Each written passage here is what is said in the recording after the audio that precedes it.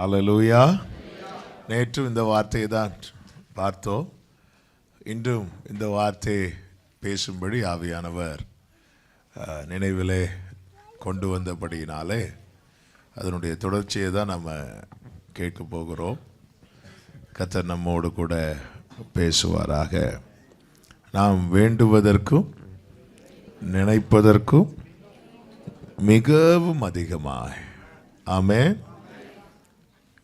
அவர் நமக்குள்ளிருந்து கிரியை செய்ய விரும்புகிறார். ஹல்லேலூயா. எனக்குள்ளே இருந்து சில சொல்லுவாங்க தெரியுமா, நான் வந்து இருந்து எல்லாம் செஞ்சு உங்களுக்கு தரேன் அப்படிவாங்க. ஹல்லேலூயா. அவர் நமக்குள்ளே நாம் பெற்ற மிகப்பெரிய பாக்கியம் என்ன தெரியுமா? கர்த்தரை தெய்வமாய் கொண்டது. அதனால நம்ம பெற்றுக்கொண்ட பாக்கியத்தில் ஒரு ரொம்ப ப்ரெஷியஸ் என்ன அப்படின்னா, ஆண்டவராகிய இயேசு கிறிஸ்து சொல்லுவார் சீஷர்களிடத்தில், நான் போகிறது குறித்து நீங்கள் ஃபீல் பண்ணாதீங்க, நான் போய் உங்களுக்கு வேறொரு தேற்றரவாளனை அனுப்புவேன் அப்படிங்கிறார். ஆமென். வேறொரு தேற்றரவாளன், அதாவது நமக்குள்ளிருந்து வாசம் பண்ணி நம்மை நித்தியத்துக்கு நேராய் நடத்தும்படி நமக்காய் அனுப்பப்பட்டவர் பரிசுத்த ஆவியானவர். கொஞ்சம் பேஸ் கம்மி பண்ணிக்கோங்க. பேஸ். கர்த்தருக்கு மகிமை உண்டாவதாக. ஆமென். எல்லாம் ஓரளவுக்கு சீட்டாயிட்டீங்கன்னு நினைக்கிறேன். இப்போ கேட்கலாம். ஆமென். அவர் என்ன செய்கிறார்? நேற்று நம்ம கேட்டோம். அவர் நமக்குள்ளிருந்து கிரியை செய்ய நம்முடைய நினைவுகள் ரொம்ப முக்கியமான ஒரு மேட்டராக இருக்கு. ஆமாம். நாம் என்ன நினைக்கிறோம்? ஆவியானவர் கிரியை செய்வதற்கு ஏதுவாய் நம்ம நினைக்கிறோமா, இல்லை கிரியை செய்யக்கூடாதபடிக்கு நம்முடைய நினைவுகள் இருக்கிறதா? நம்முடைய வாழ்க்கையில் இனி அவ்வளோதான், இனி எனக்கு இது கிடைக்காது, கிருபை என் வாழ்க்கையை கிருபை செய்ய மறந்தாரோ, இரக்கம் செய்ய மறந்தாரோ, இப்படியெல்லாம் எண்ணங்கள் வரும்போது அதை நம்ம எப்படி உணரணும் அப்படின்னா, இது என்னுடைய பலவீனம். ஆமாம். எனக்குள்ள நெகட்டிவாகவே எண்ணங்கள் வந்துட்டு இருக்குனாலே நான் எப்படி அதை கன்சிடர் பண்ணணும்னா, இது என்னுடைய வீக்னஸ், என்னுடைய பலவீனம். அப்போ என் பலவீனத்தை நான் என்ன பண்ணணும் அப்படின்னா ஆண்டவர்கிட்ட சொல்லணும். எலியா சொல்லுவார்ல, நேற்று கேட்டோம்.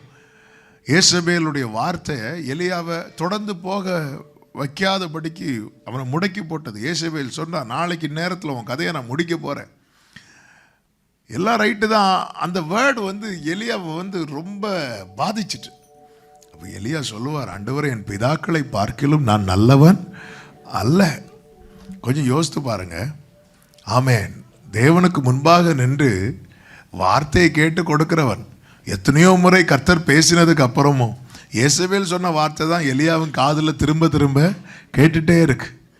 நம்மை காயப்படுத்தும்படி மனிதர்கள் சொல்லுகிற வார்த்தைகள் தான் நமக்குள்ள திரும்ப திரும்ப கேட்டுட்டே இருக்கு. அதுதான் நம்முடைய நினைவை போட்டு ரொம்ப டாமினேட் பண்ணிட்டு இருக்கும்போது, இப்படிப்பட்ட எண்ணங்கள் வரும்போது எலியா சொல்றார், ஆண்டவரே, நான் நல்லவன் அல்லப்பா, என்னால் இதை தாண்டி வரணும்னு நான் நினைக்கிறேன். ஆனால் என் பிதாக்களை பார்க்கல. என் பிதாக்கள்லாம் இதை தாண்டினாங்க. ஆபிரகாம் தாண்டினாரு, யோசேப்பு தாண்டினார், மோசே தாண்டினார். என்னால் தாண்ட முடிய மாட்டேங்குது ஆண்டவரே, இது என்னை முடக்கி போடுகிறது ஆண்டவரே, என் பிதாக்களை பார்க்கல, நான் நல்லவன் அல்ல என்று சொல்லி தன் பலவீனத்தை சொல்லிவிட்டு படுத்துட்டான். கர்த்தர் தம்முடைய தூதனை அனுப்பி கர்த்தர் அவனை பலப்படுத்தினார். பலப்படுத்தி அவனுக்குள்ளே அவன் துணிக்கும்படிக்கு கர்த்தர் ஒரு வார்த்தையை கொடுக்கிறார். ஏசபேல் சொல்றா, உனக்கு வாழ்க்கை ஒரு நாள் தான். கர்த்தர் சொல்லுகிறார், நீ பண்ண வேண்டிய பிரயாணம் வெகு தூரம்.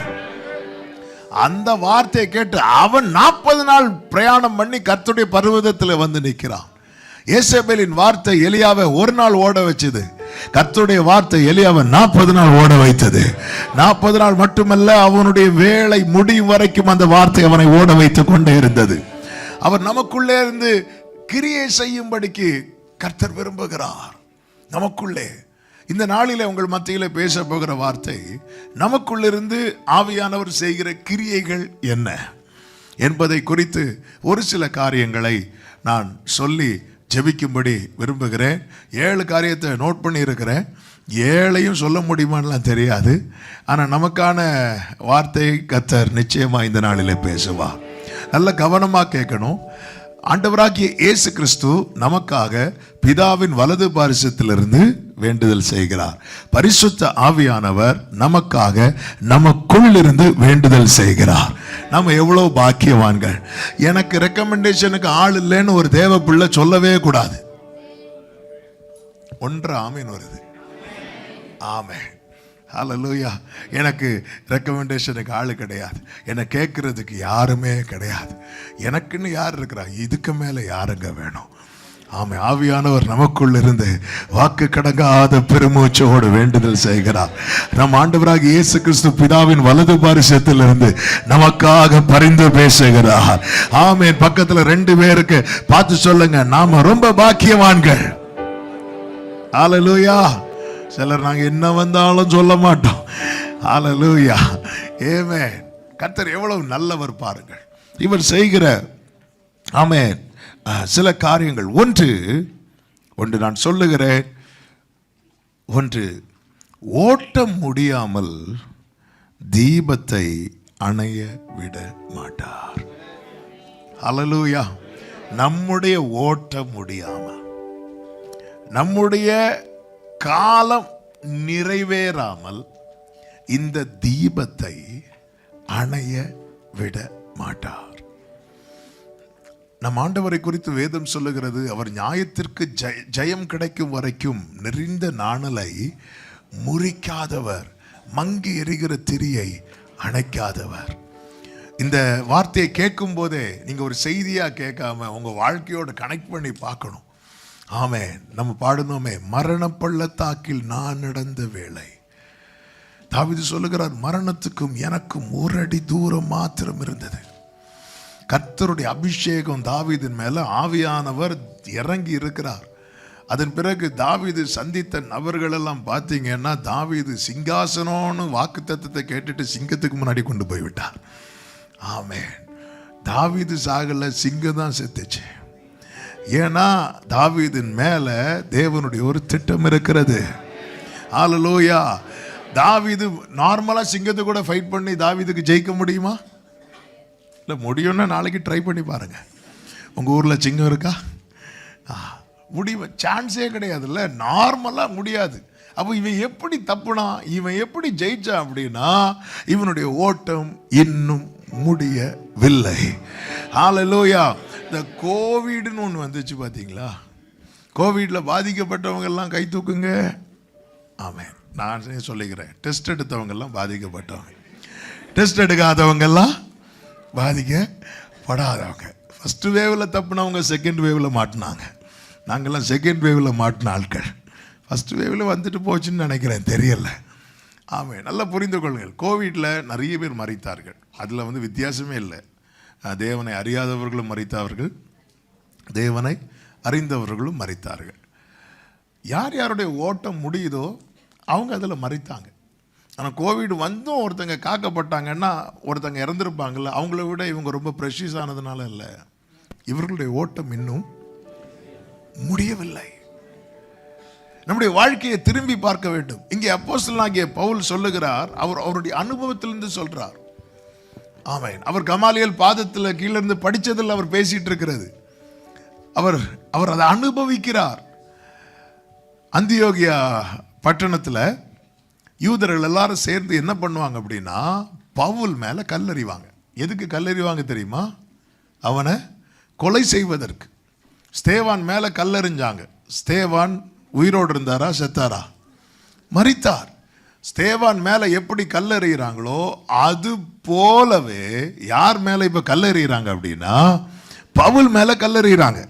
கல்லறிந்து முடிந்த பிறகு அப்போஸ்தலர் 14வது அதிகாரம் 19வது 20வது வசனத்தில் சொல்லப்பட்டிருக்கிறது, பவுலை கல்லறிந்து அவன் மரித்து போனான் என்று எண்ணி அவனை பட்டணத்துக்கு வெளியே இழுத்து கொண்டு போனார்கள். அவங்க மரித்து போனான்னு எண்ணுறாங்கன்னா அவங்க என்ன பண்றாங்க, செக் பண்ணி பார்க்குறாங்க.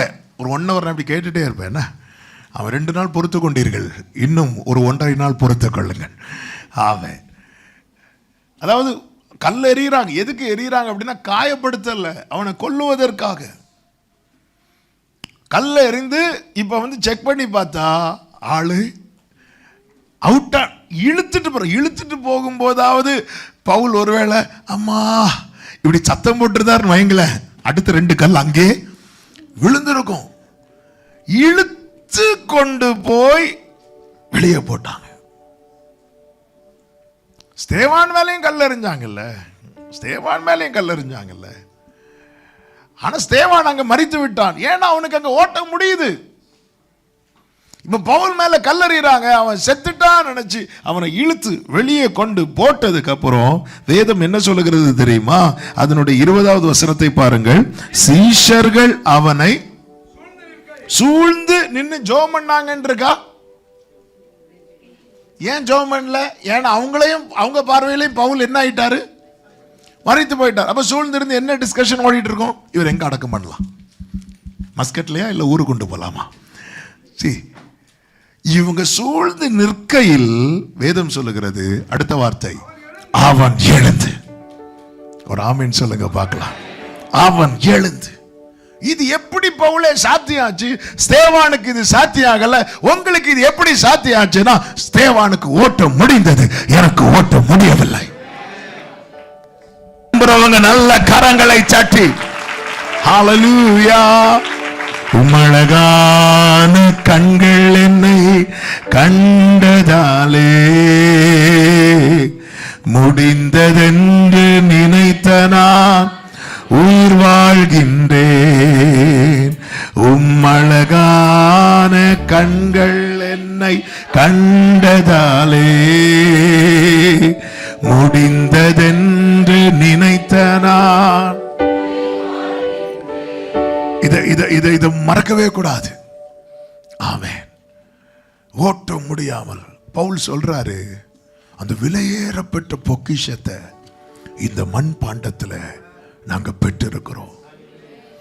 அது பெற்றிருக்கிறதுனால எப்பக்கம் நெருக்கப்பட்டும் ஒடுங்கி போகவில்லை. மத்தளத்துக்கு 2 பக்கம் தான் அடி, ஆனா சில வாழ்க்கையை பார்த்தா சுத்தி சுத்தி அடி. ஹல்லேலூயா. எப்பக்கம் நெருக்கப்பட்டும் நாங்க ஒடுங்கி போகிறதில்லை. 2 கொரிந்தியர் 4வது அதிகாரம் 7, 8, 9 வசனங்கள். கலக்கம் அடைந்தும் மனமுறிவடைகிறதில்லை, துன்பப்படுத்தப்பட்டும் கைவிடப்படுகிறதில்லை. அடுத்த வார்த்தை, கீழே தள்ளப்பட்டும் மடிந்து போகிறதில்லை.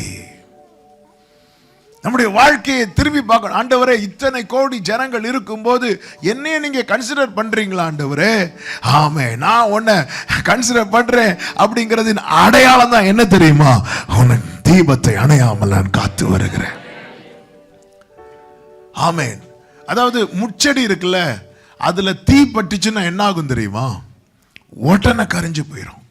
ஆனால் ஒரே பர்வதத்துல ஒரு முச்செடி அவியாமல் எரிந்து கொண்டிருக்கிறது. ஏன் நினைக்கிறீங்க?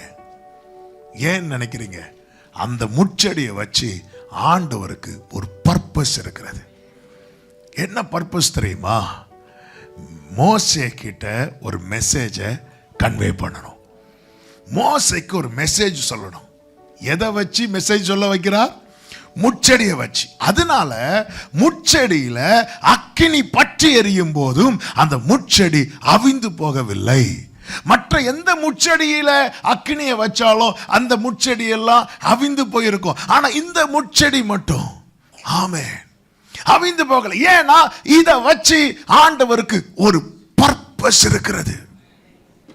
மோசேக்கு அந்த மெசேஜை கன்வே பண்றது வரைக்கும், அதாவது என்ன திட்டத்துக்காக இந்த முச்செடியை இந்த ஒரே பர்வதத்துல வளர விட்டாரோ அந்த நோக்கம் நிறைவேறது வரைக்கும் அந்த முச்செடியை யாரும் வெட்டி போடவும் இல்லை. அதில் அக்கினி எரிந்த போதும் அது அவிந்து போகவும் இல்லை. எந்த நோக்கத்துக்காக தேவன் நம்மை அழைத்திருக்கிறாரோ, அது வனாந்தரமான சூழ்நிலையானாலும் சரி, அக்கினியானாலும் சரி, தண்ணீரானாலும் சரி, ஆமென், அவிந்து போக அமிழ்ந்து போக கர்த்தர் விட மாட்டார். ஆமென் சொல்லுங்க பார்க்கலாம். ஓட்ட முடியாமல் தீபத்தை அணைய விட மாட்டார். மோசே வாழ்க்கையை பாருங்கள். மோசே பிறக்கிறதுக்கு முன்னாடியே சட்டம் போட்டாச்சு, பிறக்கிற ஆண் குழந்தைகளை எங்க போடணும்? நைல் நதியில போடணும். ஆரோன் பிறக்கும் போது பிரச்சனை இல்லை, மிரியாம் பிறக்கும் போது பிரச்சனை இல்லை. சிலர் அப்படிதாங்க, பிறந்ததும் சொல்லுவாங்க எப்போ இவன் பிறந்தானோ. ஆமென். யாபேசை குறித்து என்ன சொல்லுவாங்க தெரியுமா? இந்த பையனை நான் துக்கத்தோடு பெற்றேன். அந்த பையன் பார்த்துருப்பான், பண்ணதெல்லாம் பண்ணிட்டு என் மேலேயே பழி போடுறீங்க, நான் என்ன பண்ணேன்? இந்த பையனை நான் துக்கத்துடனே பெற்றேன். ஆனால் அவன் ஸ்கோர் பண்ணான் பார்த்தீங்களா? அவன் வளர்ந்து தன் சகோதரர்கள் எல்லாரை பார்க்கலும் கனம் பெற்றான். நம்முடைய பிறப்பு ஒருவேளை சாதாரணமாக இருக்கலாம், ஆனால் நம்மை பிறப்பித்தவருக்கு நம்மை குறித்த ஒரு அசாதாரணமான திட்டம் உண்டு. பிறக்கிற, அதாவது வயிற்றில் இருக்கும் போதே பிள்ளைகளை கொல்லணும், இதுதான் சட்டம். அது முடியாது. மருத்துவச்சிகள் தேவனுக்கு பயந்தாங்க. ஆமே, அந்த நர்ஸ் எல்லாம் தேவனுக்கு பயந்ததுனால கர்த்தர் அவர்கள் குடும்பங்களை ஆசீர்வதித்தார். கர்த்தருக்கு பயந்து தீமை செய்யாம நன்மை செய்யற எந்த தொழிலையும் கர்த்தர் ஆசீர்வதிப்பார். அவங்கள வாழ்ந்திருக்க பண்ணுவார். அவங்க குடும்பங்களை தழைத்தோங்க செய்வார். இப்போ அந்த குழந்தையெல்லாம் பிறக்கிறாங்க. பிறக்கும் போதே இப்போ ராஜா சொல்றார், பிறக்கிற எல்லா குழந்தையும் எங்கே போடணும்? நைல் நதியில் போடணும். பிறக்கிறதுக்கு முன்னாடி மோசையின் முடிவு எழுதப்படுகிறது. மோசே பிறந்ததுக்கு அப்புறமும் மோசே அழகுள்ள பிள்ளை என்று கண்டு 3 மாதம் பொத்தி பொத்தி வைக்கிறாங்க.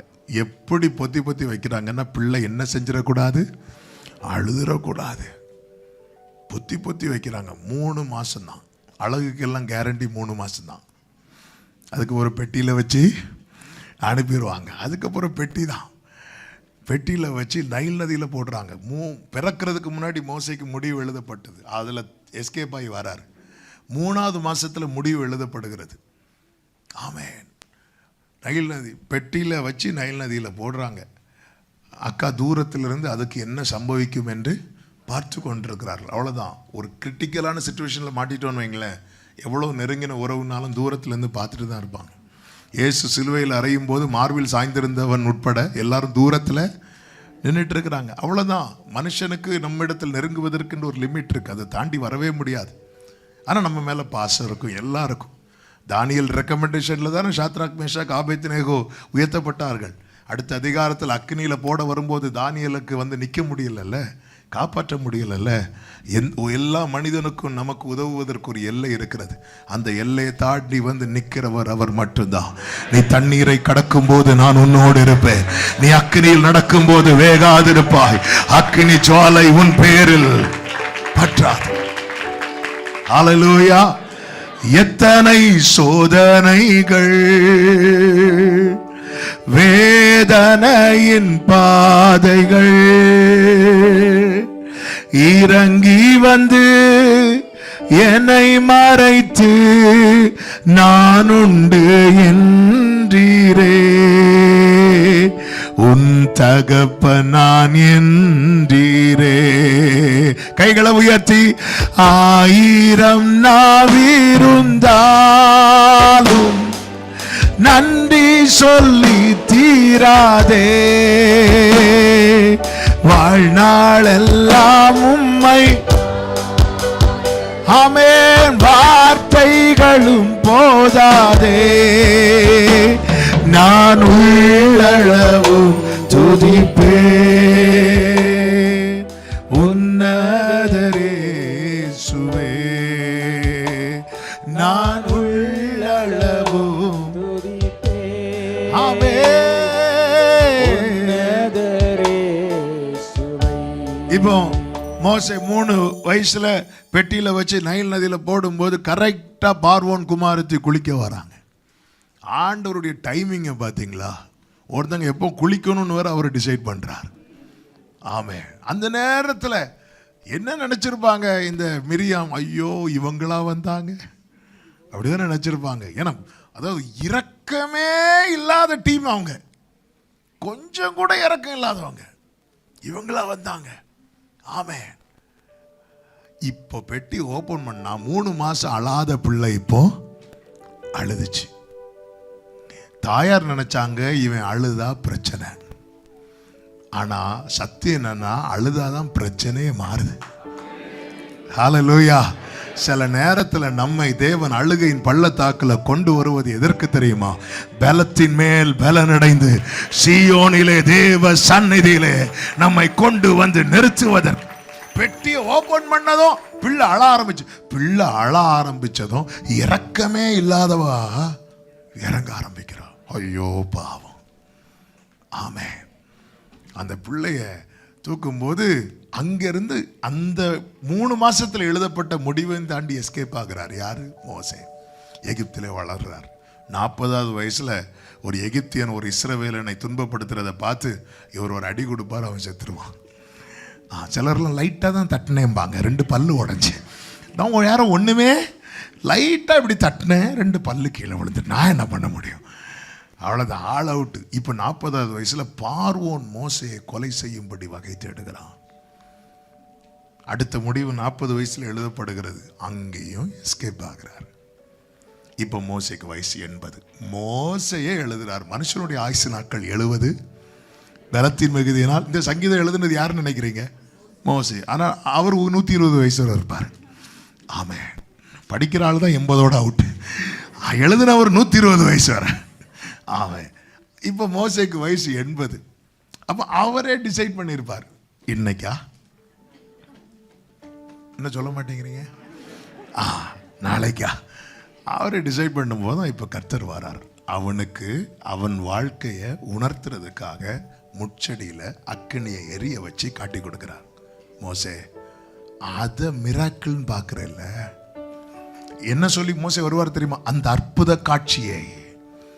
மோசே, இந்த அக்கினி எரிஞ்சோம், அது எரியாமல் இருக்கிறது எப்படி மிராக்கிளோ உனக்கே தெரியல மோசே. நீ இன்னைக்கு வாழ்ந்துட்டு இருக்கிறது மிராக்கிள். ஹல்லேலூயா. நமக்கு நமக்கு நமக்கு தெரியல, இன்னொருத்தங்க லைஃபை அப்படி பார்த்துட்டு இருக்கிறோம். நீ இந்த முச்செடியை பார்த்துட்டு இருக்கிறல்ல மோசே, இந்த அக்கினி எரிந்தும் இந்த முச்செடி வெந்து போகல, இத மிராக்கிளா பார்க்கிறல்ல, உனக்கு தெரியல மோசே. கண்ணாடியில போய் பாரு. நீ பிறக்கிறதுக்கு முன்னாடி உன் லைஃப்ல அக்கினி எரிய விட்டப்பட்டது. ஆனா இந்த 80 வயது வரைக்கும் நீ வெந்து போகாம இருக்க காரணம் என்ன தெரியுமா? உன் வாழ்க்கையில தேவனுடைய சித்தம் இருக்கிறது. ஆமென். நமக்கு தெரியல, நம்ம இன்னொருத்தங்க டெஸ்டிமனியை கேட்டு அப்படிங்கிறோம். ஹல்லேலூயா. மோசே, நீ இந்த முச்செடியை விட்டு பார்க்கிற, நான் ஒன்ன விட்டு பார்த்துட்டு இருக்கிறேன். மோசே முச்செடியை பார்த்துட்டு இருக்கும்போது முச்செடியில இருந்து கர்த்தர் யாரை பார்க்கிறார்? மோசையை பார்க்கிறார். நமக்கு தெரியல. ஒருத்தங்க வந்து சொல்றாங்க, கர்த்தர் என்னை கிருபையா உயிரோடு பாதுகாத்தார் சொல்லும்போது நம்ம மறக்கிறோம். ஹல்லேலூயா. தேவன் நம்மை நடத்தி வந்த பாதை. ஆமே. மரணத்துக்கு நமக்கும் 1 அடி தூரம் மாத்திரம் இருந்த தருணம் எத்தனை எத்தனை ஏன் காப்பாற்றினார்? ஆமே. நமக்குள்ளிருந்து நாம் அறியாமல் நமக்குள்ளிருந்து ஒருவர் கிரியை செய்து கொண்டிருக்கிறார். ஆமே. பாருங்க, நம்ம வீட்டில் இப்பெல்லாம் இன்வெர்டர், ஜெனரேட்டர் எல்லாமே வந்துட்டு, அதனால இப்ப கேண்டில் எல்லாம் இல்ல. இப்போ கேண்டில் வந்து எங்கே தான் வைக்கிறாங்கன்னா கல்லறையில் தான். அங்கே தான் இன்வெர்டர் இல்லைன்னு நினைக்கிறேன். அங்கே கொண்டு அவங்க பார்க்குறாங்க, இங்கேயாவது நிம்மதியாக இருக்க விடுங்க, எங்களை கீழே வச்சுட்டு மேலே தீய கொளுத்தி விடுறீங்களே, மனசாட்சி இருக்கா உங்களுக்கு? சிலர் ஆர்வத்தில் பூவெல்லாம் போட்டுட்டு போவாங்க. பூ கொஞ்ச நேரம் தான் மணக்கும், அதுக்கப்புறம் நாத்தம் தாங்காது. ஆமேன். எல்லாம் ரைட்டு தான். ஆமேன். சரி, நம்ம திடீர்னு இப்போ கேண்டில் கொளுத்துறோன்னு வைங்களேன், அது எரிஞ்சிட்டு இருக்கும்போது திடீர்னு ஒரு காற்று அடிக்கும் பாருங்க. காற்று சொல்லிட்டு அடிக்குமா? சரியாக இன்று 7:30 மணிக்கு உங்கள் வீட்டுக்கு நான் வருகிறேன், வந்து அடிக்க போகிறேன் சொல்லிட்டு அடிக்கும். இல்லை, எப்போ அடிக்கும்னு தெரியாது. திடீர்னு அடிக்கும் போது நம்ம முன்னாடி அந்த தீபம் வந்து அணைய போகுது. நம்ம என்ன செய்வோம்? கை வைப்போம். எப்படி கை வைப்போம்? காலா உடனே வைப்போம் பாருங்க. அந்த காற்று உடைய வேகம் அந்த தீபத்தில் பட்டு அது அணைவதற்கு முன்னாகவே வேகமாக செயல்படுறோம். நாம எரிய வச்ச கேண்டில் அணைஞ்சிடக்கூடாது, நாமளே இவ்வளோ வேகமாக செயல்படுத்தும் போது, தாயின் கருவில் தோன்றும் முன்னமே தெரிந்தெடுத்தவர், நமக்கு ஜீவனை தந்தவர், நம்மை ஜெனிப்பித்தவர், நல்ல கரங்களை தட்டி ஹல்லேலூயா. மெதுவான தென்றல் கொடுங்காற்றாய் மாறி அடித்த வேளையிலும் என்னை கீழே விடவில்லை. மெதுவான தென்றல் ஆமென் அடித்த வேளையிலும் என்னை கீழே விடவில்லை. பிறந்த நாள் முதலாய் தோளில் சுமந்தீரே, தகப்பனிலும் மேலாய் தனி பாசம் வைத்தீரே. பிறந்த நாள் முதலாய் ஆமென் தகப்பனிலும் மேலாய் தனி பாசம் வைத்தீரே. மெதுவான தென்றல்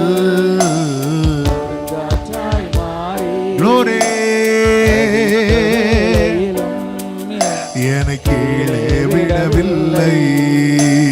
மெதுவான தென்றல் கொடுங்காற்றாய் மாறி அடித்த வேளையிலும் என்னை கீழே.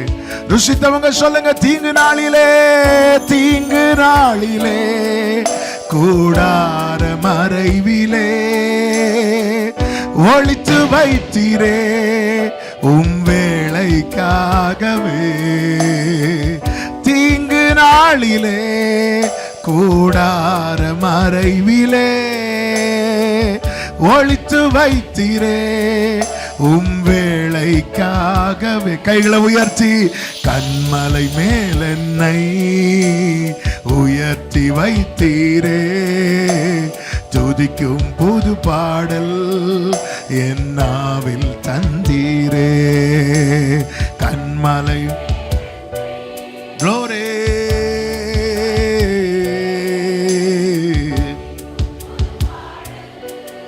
ஆமென் ஆமென் ஆமென். இதை திரும்பி பார்க்கணும். பாருங்க, யோபுவின் வாழ்க்கையில ஒரு சோதனை வந்துச்சு. ஒரு சோதனை இல்லை, சரியான சோதனை. அதாவது அந்த கழுதைகள் ஒட்டகங்கள் இவைகளை எல்லாவற்றையும் சத்துருக்கள் பிடிச்சிட்டு போறாங்க. ஒவ்வொரு ஏரியாவில் வரும்போது கழுதைகள் எல்லாம் பிடிச்சிட்டு போகும்போது அந்த வேலைக்காரங்கள் எல்லாம் கழுதையர் என்ன பண்ணுறாங்கன்னா வெட்டி போடுகிறார்கள். அப்படி வெட்டி போடும்போது ஒருவன் மட்டும் தப்புகிறான். அக்கினி விழும் பாருங்க, எல்லாரும் மறிக்கிறாங்க, ஒருவன் மட்டும் தப்புகிறான். ஒரு பெருங்காற்று அடிச்சு எல்லாரும் மறிக்கிறாங்க, ஒருவன் மட்டும் தப்புகிறான். சபையர் ஒட்டகங்கள் எல்லாம் ஓட்டிட்டு போறாங்க, வேலைக்காரங்கள் எல்லாம் வெட்டுறாங்க, ஒருவன் மட்டும் தப்புகிறான். இப்படி ஒவ்வொரு பிரச்சனையில ஒவ்வொருத்தன் தப்ப காரணம் என்ன அப்படின்னா, அவங்க ஒரு செய்தியை யோபு கிட்ட சொல்ல வேண்டி இருந்தது. மரித்தவர்கள் விட இவங்க ரொம்ப விசேஷம் இல்லை இல்லை இல்லை இல்லை, ஒரு செய்தியை சொல்ல வேண்டி இருந்தது. அதே நேரத்தில் அவங்க சொன்ன செய்தி நல்ல செய்தியா துர்ச்செய்தியா? துர்ச்செய்தி சொல்லுகிறவனுடைய தீபத்தையே அணைய விடாம கர்த்தர் காப்பாற்றுவார் என்றார். நற்செய்தி சொல்லும்படி தெரிந்தெடுக்கப்பட்ட அன்பு உள்ளமே, எத்தனை பேர் ஆமேன் சொல்வீங்க? ஆமேன். நற்செய்தியை சுவிசேஷமாய் அறிவிக்கும்படி தெரிந்தெடுக்கப்பட்ட, ஹல்லேலூயா. உன் பக்கத்தில் 1000, உன் வலது புறத்தில் 10,000 விழுந்த போதும் இன்னைக்கு நீ நிக்கிறேனா, உன்னை கொண்டு தேவனுக்கு ஒரு பெரிய திட்டம் இருக்கிறது. நம்புறவங்க மட்டும் கரங்களை சட்டி ஆமென் சொல்லுங்க பார்க்கலாம். பிறக்கும் முன்னமே என் பெயரை அறிந்தீரே, அவயம் அனைத்துமே அழகாக வரைந்தீரே. பிறக்கும் முன்னமே என் பெயரை அறிந்தீரே, அவயம் அனைத்துமே அழகாக. என்னிடம் உள்ளதையே, என்னிடம் உள்ளதையே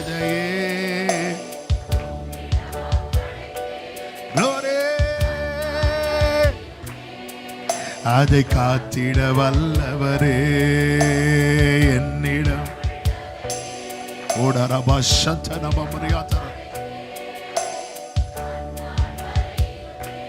ஆமென்.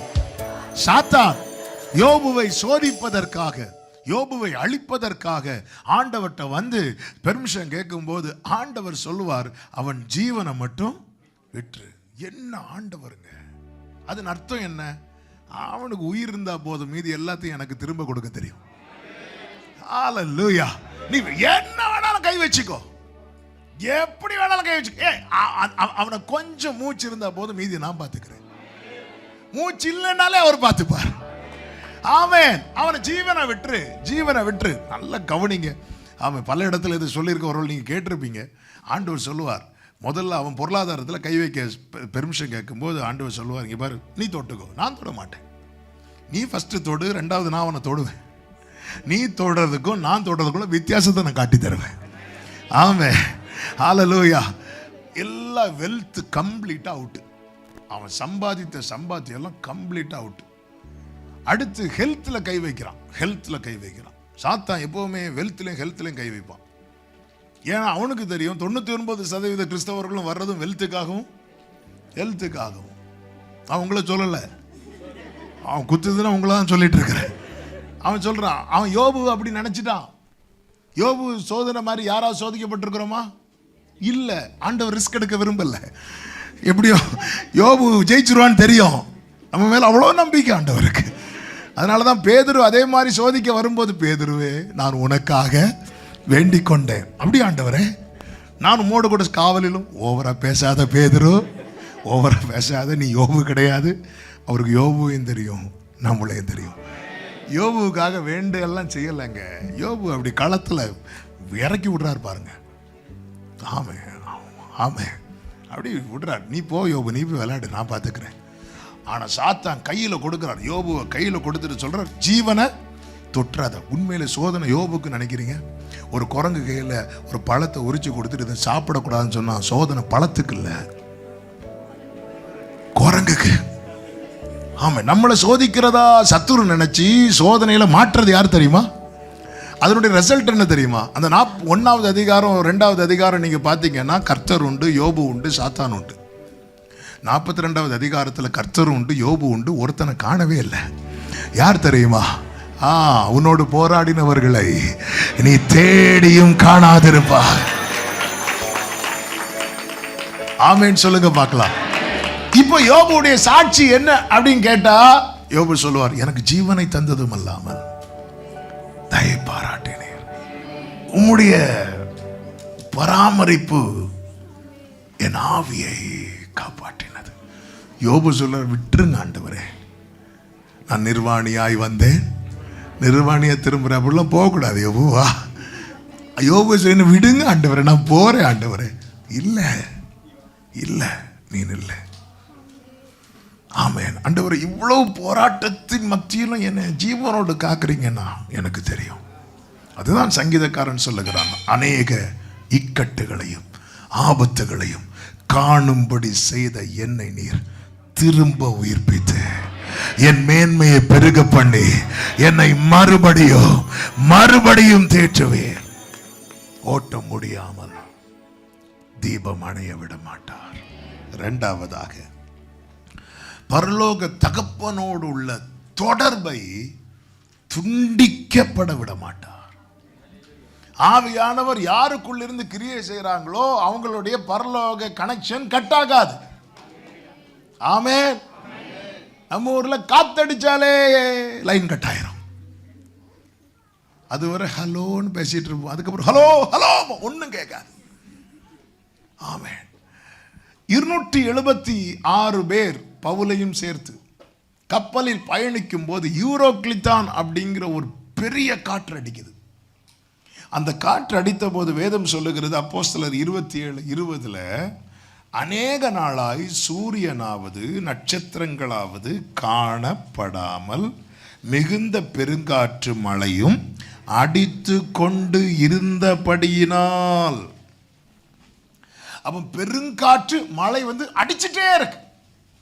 எந்த சிக்னலுக்கும் நோ சான்ஸ், 0% சான்ஸ். எந்த சிக்னலும் கிடைக்காது. அதன் நடுவில் எழுந்து நின்று பவுல் சொல்லுகிறார், 23வது வசனம், ஏனென்றால் என்னை ஆட்கொண்டவரும் நான் சேவிக்கிறவருமான தேவனுடைய தூதனானவன் இந்த ராத்திரியிலே என்னிடத்தில் வந்து நின்று. அதன் அர்த்தம் என்ன? இப்ப கப்பல்ல இருந்து நீங்க எங்க தொடர்பு கொண்டாலும் உங்களுக்கு சிக்னல் கிடைக்காது. ஆனா எனக்கு பரலோக சிக்னல் இன்னைக்கு ராத்திரியில. இந்த காற்று இப்படி அடிச்சிட்டு இருக்கும் போதும் கர்த்தர் தூதன் அனுப்பி என்கிட்ட பேசிட்டு இருக்கிறார். வாழ்க்கையில காற்று எவ்வளவு அடித்தாலும் பரலோக தொடர்பு ஒருத்தங்களுக்கு இருக்கும்னா அவங்க எழுந்து நின்று சொல்லுவார்கள், எனக்கு சொல்லப்பட்ட பிரகாரமே நடக்கும். ஹalleluya. இன்னைக்கு ஒரு சின்ன பிரச்சனை வந்தாலே நம்மளால ஜெபிக்க முடியலையே. நம்ம எல்லாரும் அநேகருடைய ஜெப குறிப்பு என்ன தெரியுமா? ஜெபிக்கணுங்கிறது தான் ஜெப குறிப்பே. அப்போ நான் எனக்குள்ள இருந்து அவர் கிரியை செய்ய இடம் கொடுக்கிறேனா? பவுல் சொல்ல சிக்னல் கட் ஆகல. கப்பல்ல ஃப்ளைட்ல எல்லாம் போறவங்க அவங்களுக்கு இந்த சிக்னல் வந்து ரொம்ப முக்கியம். அது கட்டாச்சு மொத்தம் அவ்வளவுதான். பவுல் சொல்றார், எனக்கு கட் ஆகல. என்னைக்கோ பேசினார்ல, இந்த ராத்திரியில, அதாவது காலையில் சொல்றார், நைட்டு தான் பேசியிருக்கிறார். தூதனை அனுப்பி. பிரியமான கர்த்தருடைய பிள்ளைகளே, நம்ம லைஃப்ல ஆமென் ஆவியானவர் இந்த உறவை வந்து ரொம்ப ஸ்ட்ராங் ஆக்குறவர் தான் ஹோலி ஸ்பிரிட். ஆமென். தேவன் தம்முடைய ஒரே பேரான குமாரனை தந்தருளி. அப்பா எங்க இருக்கிறார்? பரலோகத்தில் இருக்கிறார். குமாரன் எங்க இருக்கிறார்? பூமியில் இருக்கிறார். இந்த அப்பா பிள்ளை உறவு எப்போ ஓவர்ஃப்ளோ ஆகும் தெரியுமா? ஹோலி ஸ்பிரிட் பிதா கிட்ட இருந்து குமாரன் கிட்ட இறங்கி வருவார் பாருங்க. ஒரே பாசமலையா இருக்கும். இவர் என்னுடைய நேசகுமாரன், இவரில் நான். யார் வாழ்க்கையில் ஆவியானவர் கிரியை செய்கிறாரோ பரலோக அன்பு வந்து அங்க பொங்கி வழியும். ஆமென். அவர் நம்முடைய ஆவியுடனே கூட சேர்ந்து சொல்லுவா, நீ அவருக்கு பிள்ளைடா, நீ அடிமை அல்ல, அவரை அப்பா பிதாவை என்று அழைக்கிற புத்திர ஸ்வீகாரம். அவர் கூப்பிட வைப்பாருங்க நம்மள.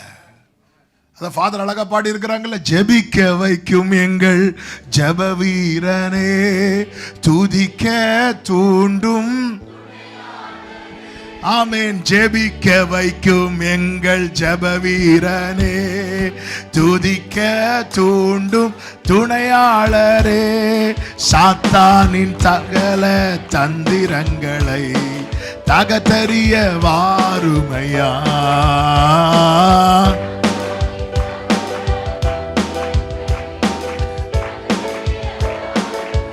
ஆட்கொண்டு எங்களை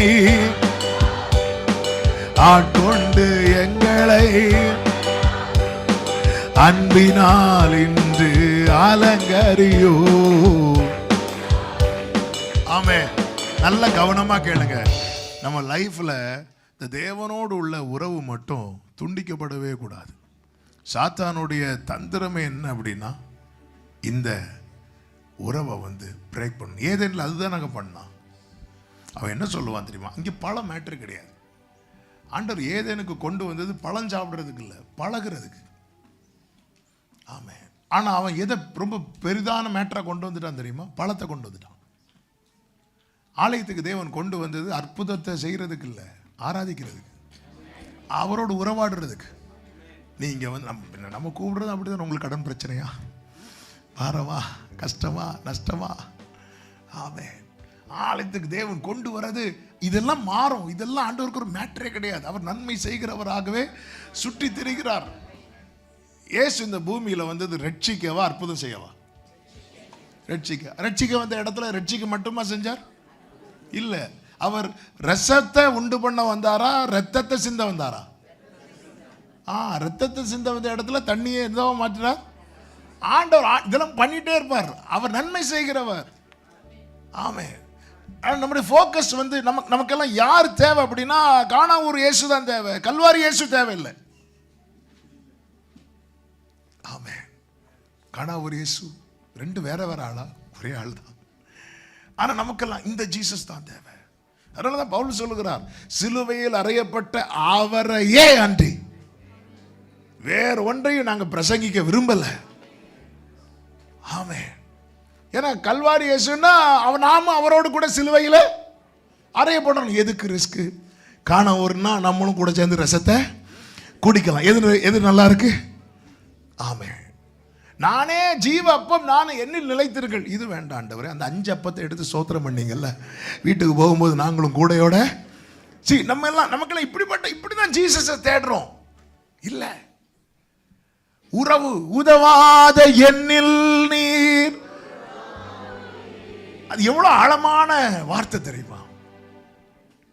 ஆண்டவர் மனிதனை படைத்ததே, அதாவது தேவன் அன்பாகவே இருக்கிறார். அந்த அன்பை காட்டுறதுக்கு ஆள் இல்லை. நம்மை படைத்தார். இதுதான் சத்தியம். தூதன்ட்ட போய் அன்பு காட்ட முடியுமா? அது பணிவிடை ஆவி. ஆமாம், அவங்கெல்லாம் ஆண்டவர் சொல்றதை செய்யறதுக்கு நிற்கிறாங்க, அவ்வளோதான். அவங்களுக்கெல்லாம் எந்த உணர்வுகள்லாம் ஒன்றும் கிடையாது. பணிவிடை ஆவிகள். ஆண்டவர் பார்த்தார், அவர் அன்பாகவே இருக்கிறார். அன்பு ஓவர்ஃப்ளோ ஆகுது. யார்கிட்ட கொட்டுறதுக்கு, யார்கிட்ட காட்டுறதுக்கு? பரலோகத்தில் வேலைக்காரங்க ஜாஸ்தி, பிள்ளைங்க குறைவு. தேவன் தம்முடைய அப்போ பரலோகத்தில் ஒரே பிள்ளை தான் உண்டு. அவருக்கு நிறைய வேலைக்காரங்க இருக்கிறாங்க. நிறைய பிள்ளைகளை சேர்க்கணும்னு ஆசை. ஆமேன். இந்த மூஞ்ச தெரிந்தெடுத்தார். ஆமேன். வீட்டில் போய் கண்ணாடியை பாருங்க. என்ன ஆண்டவரே, அல்லேலூயா. விவரிக்க முடியவில்லை, வர்ணிக்க வார்த்தை இல்லை, உம்மன்பை மட்டும் எனவென்று சொல்ல தெரியவில்லை. தேடி வந்த நேசமே, ஆருயிரேசுவே, அன்பில் ஒன்றே உண்மை உண்டென்று கண்டே. ஹல்லேலூயா. கர்த்தர் என்ன செய்தா தெரியுமா? சரி, நம்ம சாயல ஒருத்தனை படைப்போம். அவன் வாழ்றதுக்கு என்ன தேவையோ அது எல்லாவற்றையும் கர்த்தர் உண்டு பண்ணிட்டார். உண்டு பண்ணிட்டு தமது சாயலால் மனிதனை சிருஷ்டித்தார். கண்ணு, மூக்கு, வாய் பார்த்து பார்த்து செய்கிறார். தேவனுடைய படைப்பிலேயே நிறைய டைம் எடுத்தது மனுஷனை உண்டாக்க. ஆமே. ஆனால் மனிதன் அதிகமாக ஆராய்ச்சி செய்வது சூரியனை குறித்து, சந்திரனை குறித்து, ராக்கெட் எல்லாம் விட்டு பார்க்குறாங்க. ஆண்டவர் சிம்பிளா உண்டாகட்டும், முடிச்சு. ஆமே. ஆதியிலே தேவன் வானத்தை பூமியையும் திருக்குறள் மாதிரி 1.5 லைனில் முடிச்சிட்டார். நாம இருந்தால் இப்போ எழுதிட்டே இருப்போம் பக்கம் பக்கமா. ஆமே. 2 மார்க் கொஸ்டினுக்கே 3 பக்கம் எழுதுறாங்க. ஆண்டவர் அதில் ஒரு மேட்ரே கிடையாது. உண்டாகட்டும், வெளிச்சம் உண்டாகட்டும், நட்சத்திரங்கள் உண்டாகட்டும். என்ன ஆண்டவர்கள் உண்டாகட்டும் சொன்னா எது எங்க சீட் ஆகணும் அங்கே போய் உட்காந்துட்டு ஒன்றோடு ஒன்று மோதி கொள்ளவில்லை. நம்ம எங்க எப்படி உட்கார்ந்துருக்கிறோம் பாருங்க. ஆமே. இதே மாதிரி நட்சத்திரங்கள் உட்கார்ந்துருந்தா மொத்தமா அழிஞ்சிருக்கும். ஆண்டவர் பாருங்க எப்படி அப்படி உண்டாகட்டும் அப்படின்னார். அங்கங்கே இருக்கு. ஒவ்வொரு நட்சத்திரத்துக்கும் பெயரிட்டு அழைக்கிறாராம். எல்லாத்தையும் படைச்சிட்டு மனுஷனை உண்டு பண்ணார் பாருங்க. மனிதனை தேவன் உண்டு பண்ணி, வேதம் சொல்லுகிறது, இப்ப அவனுக்கு ஜீவன் கொடுக்கணும். எப்படி தெரியுமா ஜீவனை கொடுக்க வைத்தா? அப்படின்னார். அங்க ஊதுனார் பாருங்க. ஆதாம் என்ன பண்ணா தெரியுமா? கண்ணை திறந்தான். கண்ணை திறந்தான். ஃபர்ஸ்ட் யாரை பார்த்துருப்பான்னு நினைக்கிறீங்க? ஏவாளையா? ஃபர்ஸ்ட் ஏவாளை பார்த்துருந்தா கண்ணை திறந்துருக்கவே மாட்டேன். வேண்டாட்டவரே, அவன் ஃபர்ஸ்ட் பார்த்தது யாருன்னு நினைக்கிறீங்க? ஆமே. ஃபர்ஸ்ட் யாரை பார்க்குறான்? கர்த்தர். கர்த்தர் அவன் அடுத்து எங்கே கொண்டு போறார்? ஏதேன். அப்போ ஃபர்ஸ்ட் கார்டுன்னா அடுத்து நம்ம லைஃப் என்ன தெரியுமா? ஏதேன். உங்க லைஃப்ல ஆண்டவர் ஃபர்ஸ்ட்னு வைங்களேன். உங்க லைஃப் ஏதேன். இதான் உறவு. அன்னைக்கு கர்த்தர் ஒவ்வொரு காலைதோறும் அவருடைய கிருபை, அந்த கிருபை தான் அவர் ஊதுறது. அவர் மட்டும் ஒரு நாள் ஊத மறந்தாரு, நமக்கு ஊதிடுவாங்க. அவ்வளோதான், முடிச்சு. அவர் ஊதுறார் பாருங்க. ஃபர்ஸ்ட் காடு. ஃபர்ஸ்ட் என் லைஃப்ல ஃபர்ஸ்ட் காடுன்னா நெக்ஸ்ட் ஏதேன் தான். அவர் வனாந்திரத்தை எப்படி மாற்றுவார் தெரியுமா? ஏதேனை போல. அந்த ஏதேன்ல பாருங்க, எல்லாத்தையும் கர்த்தர் டிசைட் பண்றார். இதுதான் உறவு. அவர் தீர்மானிக்கிறார். ஆதாமே இதை சாப்பிடு, இதை சாப்பிடாது, இந்த தண்ணியை கொடி. அவனுக்கு மகிமையை வஸ்திரமாய் தரித்து அதான் பைபிளில் இருக்கு, எல்லாரும் பாவம் செய்து தேவ மகிமை அற்றவர்களாக. அப்போ பாவம் செய்யறதுக்கு முன்னாடி அவனை எதை வச்சு கவர் பண்றார்? மகிமையை வச்சு கவர் பண்றார். அதனால அவங்களுக்கு வேற வஸ்திரம் தேவைப்படலை. அப்போ அவன் என்ன உடுத்தணும், அவன் வாழ்க்கையில் என்ன சாப்பிடணும், சரி அவன் என்ன வேலை செய்யணும், எல்லாத்தையும் தேவன் அந்த ஸ்தானத்திலிருந்து அவர் டிசைட் பண்றார், அவர் செட் பண்றார். ஆதாமுக்கோ ஏற்ற துணை இல்லை. ஆதாம் கேட்டானா ஆண்டவர்கிட்ட, ஆண்டவரே முடியெல்லாம் நரைக்குது, ஃப்ரெண்டில் முடியெல்லாம் போயிட்டு இருக்கு, கொஞ்சம் பார்த்து எடுத்து கேட்டாரா? இல்லை. ஏன்னா அவருக்கு தெரியும், என் வாழ்க்கையில் எல்லாத்தையும் டிசைட் பண்ற ஒருத்தர் இருக்கிறார். ஆதாமுக்கு ஏற்ற துணை இல்லை, மனுஷன் தனிமையா இருப்பது நல்லதல்ல என்று யார் கண்டா? கர்த்தர் கண்டு அடுத்து என்ன செய்வார் நினைக்கிறீங்க? ஏற்ற துணை உண்டு பண்ண மாட்டார், எல்லா மிருகங்களையும் ஃப்ரெண்ட்ல அனுப்புவார். ஆமே, எல்லாம் எடுத்து வாசிக்க டைம்ல நீங்க பயப்படிச்சுக்கிறது, மனுஷன் தனிமையா இருப்பது நல்லது இல்லப்பா, அவனுக்கு ஏற்ற துணையை உண்டு பண்ணுவோம்னு சொல்லிட்டு அவ்வளோ பயோடேட்டாவா வந்துட்டே இருக்கு. ஃப்ரெண்ட்ல சிங்கம் வருது, கரடி வருது, புலி வருது. நல்ல வேளை ஆதாம் தெரிந்தெடுக்கல. ஆதாம் தெரிந்தெடுத்திருந்தா அன்னைக்கே சிங்கம் கடிச்சிருக்கும். ஆமேன். அதனால நீங்க தெரிந்தெடுக்க முயற்சிக்காதிருங்கள். கர்த்தர் என்ன செய்தார் தெரியுமா? ஆதாமுக்கோ அயர்ந்த நித்திரையை வரப்பண்ணி. நான் எதுக்கு இதை சொல்ல வரேன்னு சொல்றேன். ஆதாமை எழுப்புனது யாரு? கர்த்தர். இப்போ ஆதாமை தூங்க வைக்கிறது யாரு? நம்ம எப்போ எழும்புவோம்? சிலர் இன்னும் எழும்பல, காலையில் எழும்புவோம். எப்போ தூங்குவோம்? சர்ச்சு டைமா? நைட்டு. அப்போ காலையில் எழுப்புறதுலேருந்து நைட்டு தூங்க வைக்கிறது வர யார் செய்கிறா தெரியுமா? கர்த்தர் செய்கிறார். இப்படி யார் வாழ்க்கை இருக்கோ அவங்க ஜெயிச்சுட்டே இருப்பாங்க. இப்படி வாழ்ற வாழ்க்கை தான் யாரை உறுத்திட்டே இருக்கும் தெரியுமா? பாம்பை உறுத்திட்டே இருக்கும். இப்ப அவன் என்றாகி ஏவாள்கிட்ட வரான். தோட்டத்தில் உள்ள கனிகள் எல்லாம் புசிக்க கூடாதுன்னு சொன்னாரோ, பழத்தை பெரிய மேட்டரா கொண்டு வரான். அப்படிதான் நீ இவ்வளவு நாள் சர்ச்சுக்கு போனால உனக்கு என்ன கிடைச்சு? இப்படி ஒரு எண்ணம் வருதுனாலே பாம்பு வந்துட்டுன்னு அர்த்தம். சில பார்க்குறாங்க வந்துட்டோம். ஏவாள் என்ன சொல்லிருக்கணும்? பழத்தை விடு, அவர் வருவார் தெரியுமா எங்க கூட உறவாட. இந்த அம்மாக்கும் இந்த பழம் மேட்டர் ரொம்ப பெருசா இருக்கு. ஆமா, 7 நாளில் கடன் தீர உங்களுக்காக விசேஷ ஜெபம். நல்லா இருக்குல்ல? நமக்கு இது கேட்கறதுக்கு ரொம்ப பிடிக்குது. இதெல்லாம் கேட்கறதுக்கு தப்பு கிடையாது. எல்லாத்துக்காக ஜெபம் பண்ணணும், பைபிள்ல இருக்கு. எல்லாவற்றுக்காக நான் சொல்றதுடைய அந்த ஆழத்தை புரிஞ்சுக்கணும்.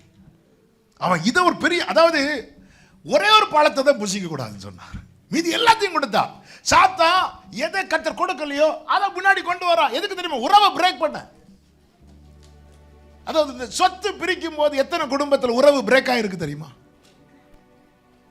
அதாவது ஏதாவது கிருமிகள் கிண்டி விடுவாங்க. ஆனாலும் உனக்கு ஃப்ரெண்டு போர்ஷன் தராம பின்னாடி ஏன் தந்தாங்க தெரியுமா? அப்படிவாங்க பாருங்க. கொடுக்க வர்றது பிரச்சனை இல்லை, இப்படிப்பட்ட கிருபை பெற்றவங்க வந்து பிரச்சனையை இது சில என்ன நிறைய குறைவு இருந்தா என்ன, சின்ன வயசுல ஷேர் பண்ணி சாப்பிடுவோம் தெரியுமா? சாப்பாட்டில் ஷேர் பண்ணி சாப்பிடுவோம். ஆனால் சொத்தை ஷேர் பண்ணும்போது தான் உறுத்துதா? ஆமே, உறவு ரொம்ப முக்கியம். உறவு ரொம்ப முக்கியம். இன்னைக்கு உயிரற்ற காரியங்களுக்காக உயிருள்ள உறவுகள் துண்டிக்கப்படுகிறது. பரிதாபம். கரெக்டா இல்லையா? உயிரற்ற காரியத்துக்காக உயிருள்ள உறவுகள் துண்டிக்கப்படுகிறது. ரொம்ப ரொம்ப ரொம்ப ரொம்ப பரிதாபமான காரியம். சாத்தா வரா, இதெல்லாம் இது அவ சொல்ற இல்ல இல்ல எல்லாத்தையும் புசிக்கலாம் சொன்னாரு. இதை மட்டும் தான், இதை மட்டும் இதை மட்டும் இதை மட்டும் இதை மட்டும் இதை மட்டும் இதை மட்டும் இவ ஃபோக்கஸ் அதுக்கு நேரா கொண்டு வரான். அவன் சொல்றான், இதை ஏன் புசிக்க கூடாதுன்னு சொன்னார் தெரியுமா? இதை நீ புசிச்சா நீ தேவனா மாறிடுவ. நீ தேவனா மாறிடுவேன்னு அர்த்தம் என்ன? உன் லைஃப்ல எதுக்கு நீ என்ன சாப்பிடணும், என்ன ட்ரெஸ் பண்ணணும், இதெல்லாம் எதுக்கு இன்னொருத்தங்க டிசைட் பண்ணணும்? உன் வாழ்க்கையில என்ன எப்படி வாழணும் நீயே தீர்மானிக்கலாமே. உனக்கு எதுக்கு இன்னொரு கடவுள்? உனக்கு எதுக்கு இன்னொரு தேவன்? உன் வாழ்க்கையில எங்க எப்படி இருக்கணும், எப்படி வாழணும், எப்படி நடக்கணும், எதுக்கு இன்னொருத்தர் டிசைட் பண்ணணும்? இது நல்லா இருக்குல்ல? நல்லா புரிஞ்சுக்கோ. கிறிஸ்டியன் லைஃப் வந்து இண்டிபெண்டன்ட் லைஃப் கிடையாது, அது டிபெண்டன்ட் லைஃப். இயேசு சொன்னார், என்ன இல்லாமல் உங்களால் ஒன்றும் செய்ய கூடாது. இதுதான் கிறிஸ்டியன் லைஃப். அவன் உறவை துண்டிக்க வரும்போது இது நல்லா இருக்கே, இது நல்லா இருக்கே, ஃபோக்கஸை திருப்புறான். இயேசு என்ன சொல்லுவார் தெரியுமா? இதை புசிக்கிற நாளில் சாகவே. ஆதாம் ஏவாள் புசிச்சாங்க, உடனே செத்தாங்களா இல்லை அவங்களுக்கு கண் திறக்கப்பட்டதா? சாவேன்னு சொன்னது யாரு? புசிக்கிற நாளில் நீ சாகவே சாவாயின்னு சொன்னது யாரு? நீ சாக மாட்ட, உன் கண்ணு திறக்கும்னு சொன்னது யாரு? இது சாப்பிட்ட போது என்ன நடந்துச்சு? யார் சொன்னது நடந்துச்சு? ஆமென். அப்ப ஆண்டவர் சொல்றது நடக்கலையா? அங்க ஒரு சரியான மரணம் நடந்துச்சு. என்ன தெரியுமா? ஆண்டவர் வந்து என்ன தேடுவார் தெரியுமா? ஆதாமேனே. அதன் அர்த்தம் என்ன?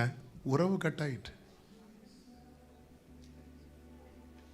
உறவு கட்டாயிட்டு. ஆமென். ஒரு தேவப்பிள்ளை வாழ்க்கையில உண்டாகிற பெரிய மரணம் என்ன தெரியுமா? பரலோகத்தோடு உறவு கட்டாகிறது. அந்த இளையகுமாரன் திரும்பி வரும்போது தகப்பன் என்ன சொல்லுவார் தெரியுமா? இவனோ மரித்தான். எப்போ அப்பா விட்டு போனானோ, அவன் உறவு கட்டாச்சோ, அவன் யாருதான்? மரித்தவன். மரித்தவனுடைய சரீரத்தை நீங்க பார்த்தீங்கன்னா டைம் ஆக ஆக என்ன ஆயிட்டு இருக்கும்? குளிந்துட்டே இருக்கும். டைம் ஆக ஆக தெரியும். இளையகுமாரன் போனான்ல, அதுக்கப்புறம் அவன் என்ன பட துவங்கினான் தெரியுமா? குறைவு பட துவங்கினான். அப்படி குறைஞ்சு குறைஞ்சு குறைஞ்சு குறைஞ்சு குறைஞ்சு போச்சு. எல்லாமே அவுட். அதுக்கப்புறம் திரும்பி ஒட்டிக்கொள்ள வந்த பிறகுதான் மீண்டும் புதுப்பிக்கப்படுகிறான். எனக்கும் தேவனுக்கும் இடையே இருக்கிற உறவு கட்டாயிட்டுனாலே எனக்கு ஜீவன் போயிட்டுன்னு அர்த்தம். இந்த உறவை புதுப்பிக்கும்படி வந்தவர் தான் ஆண்டவராக இயேசு கிறிஸ்து. அவர் என்ன சொல்லுவார் தெரியுமா? நானோ அவைகளுக்கு ஜீவன் உண்டாயிருக்கவும் அந்த ஜீவன் பரிபூரணப்படவும் வந்தேன். அதன் அடையாளம் தான் அவருடைய நாமத்தின் மேல் விசுவாசம் உள்ளவர்களாய் அவரை ஏற்றுக்கொள்ளுகிறவர்கள் எத்தனை பேர்களோ அத்தனை பேர்களுக்கும் பிள்ளைகள் என்கிற அதிகாரத்தை கொடுக்கிறார். அதை உறுதிப்படுத்துகிறவர் பரிசுத்த ஆவியானவர். ஆமென். இந்த உறவு ரொம்ப முக்கியம். இது கட்டாயிட்டு எல்லாமே அவுட். இயேசு துடிச்சது அப்படிதானங்க. என் தேவனே என் தேவனே ஏன் என்னை. இந்த உறவு கட்டானது. அவர் அழுதார். ஆணி அடித்த போது துடிக்கல, சாட்டையால் அடித்த போது துடிக்கல. துடித்திருப்பார், ஆனா புலம்பல்ல, கத்தல்ல. ஆமென் ஆமென். அடிக்க கொண்டு போகப்படுகிற ஆட்டை போல அமைதியா. எவ்வளோ குற்றச்சாட்டு வச்சாங்க. ஏன்னா லைன் இருந்துகிட்டே இருக்கு, தொடர்பு இருந்துகிட்டே இருக்கு. நீ காலில் ஒரு சர்வீஸில் சொன்னேன்னு நினைக்கிறேன். ஆமென். அதாவது என்னுடைய உங்களுடைய அக்கிரமங்களை எல்லாம் இயேசு மேலே சுமத்திட்டு பிதா என்ன பண்ணுறாருன்னா முகத்தை திருப்பிட்டார். ஏன் முகத்தை திருப்பினார்? அவர் தீமையை பார்க்க மாட்டாத சுத்த கண்ணன் அல்லவா. இப்போ அதனால தான் பாவம் அறியாத அவர் நமக்காக பாவமாக்கப்பட்டார். பாவமாக்கப்பட்டார். அந்த முகத்தை அப்படி இயேசு விட்டு திருப்புவார் பாருங்க, உறவு கட்டாயிரும். இங்கே இயேசு துடிச்சிடுவார். தண்ணீரில் நல்ல ஹாயாக நீந்திட்டு இருக்கிற மீனை தூக்கி வெளியே போட்டு பாருங்க, அது இப்படி துடிக்கும் பாருங்க.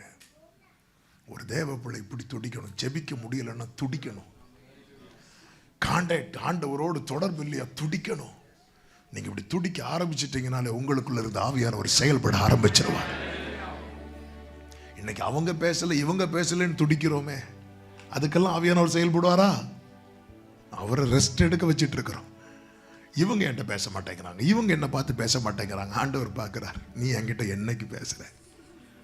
ஆமே. சிலர்லாம் ஜெபம் பண்ண ஆரம்பிக்கும் போது ஆண்டவர் ஆசையா பேசலான்னு வருவாரு. அதுக்குள்ள நம்ம என் ஆத்மாவே கர்த்தரை ஸ்தோத்திரி. அவர் செய்த ஆண்டவர் என்னடா பேச விடுற என்ன. எப்படிங்க இருக்கும்? நம்ம ஒருத்தங்களுக்கு ஃபோன் பண்ணி ஹலோ ஹலோ எப்படி இருக்கீங்க, நல்லா இருக்கீங்களா, வேற விசேஷம் ஒன்றும் இல்லை, வைக்கட்டா. இப்படி நம்ம கிட்ட ஒருத்தங்க நம்ம திருப்பி ஹலோ சொல்றதுக்கு முன்னாடியே ஆமே இப்படி ஒரு 3 தடவை பண்ணா 4 தடவை ஃபோன் எடுப்போம். நம்ம ஜெபம் அப்படி தானே இருக்கு. ஆண்டவரே எல்லாமே உங்களுக்கு தெரியும், நான் சொல்லணும்னு உங்களுக்கு அவசியமே இல்லை. இயேசு நாமத்தில் பிதாவே,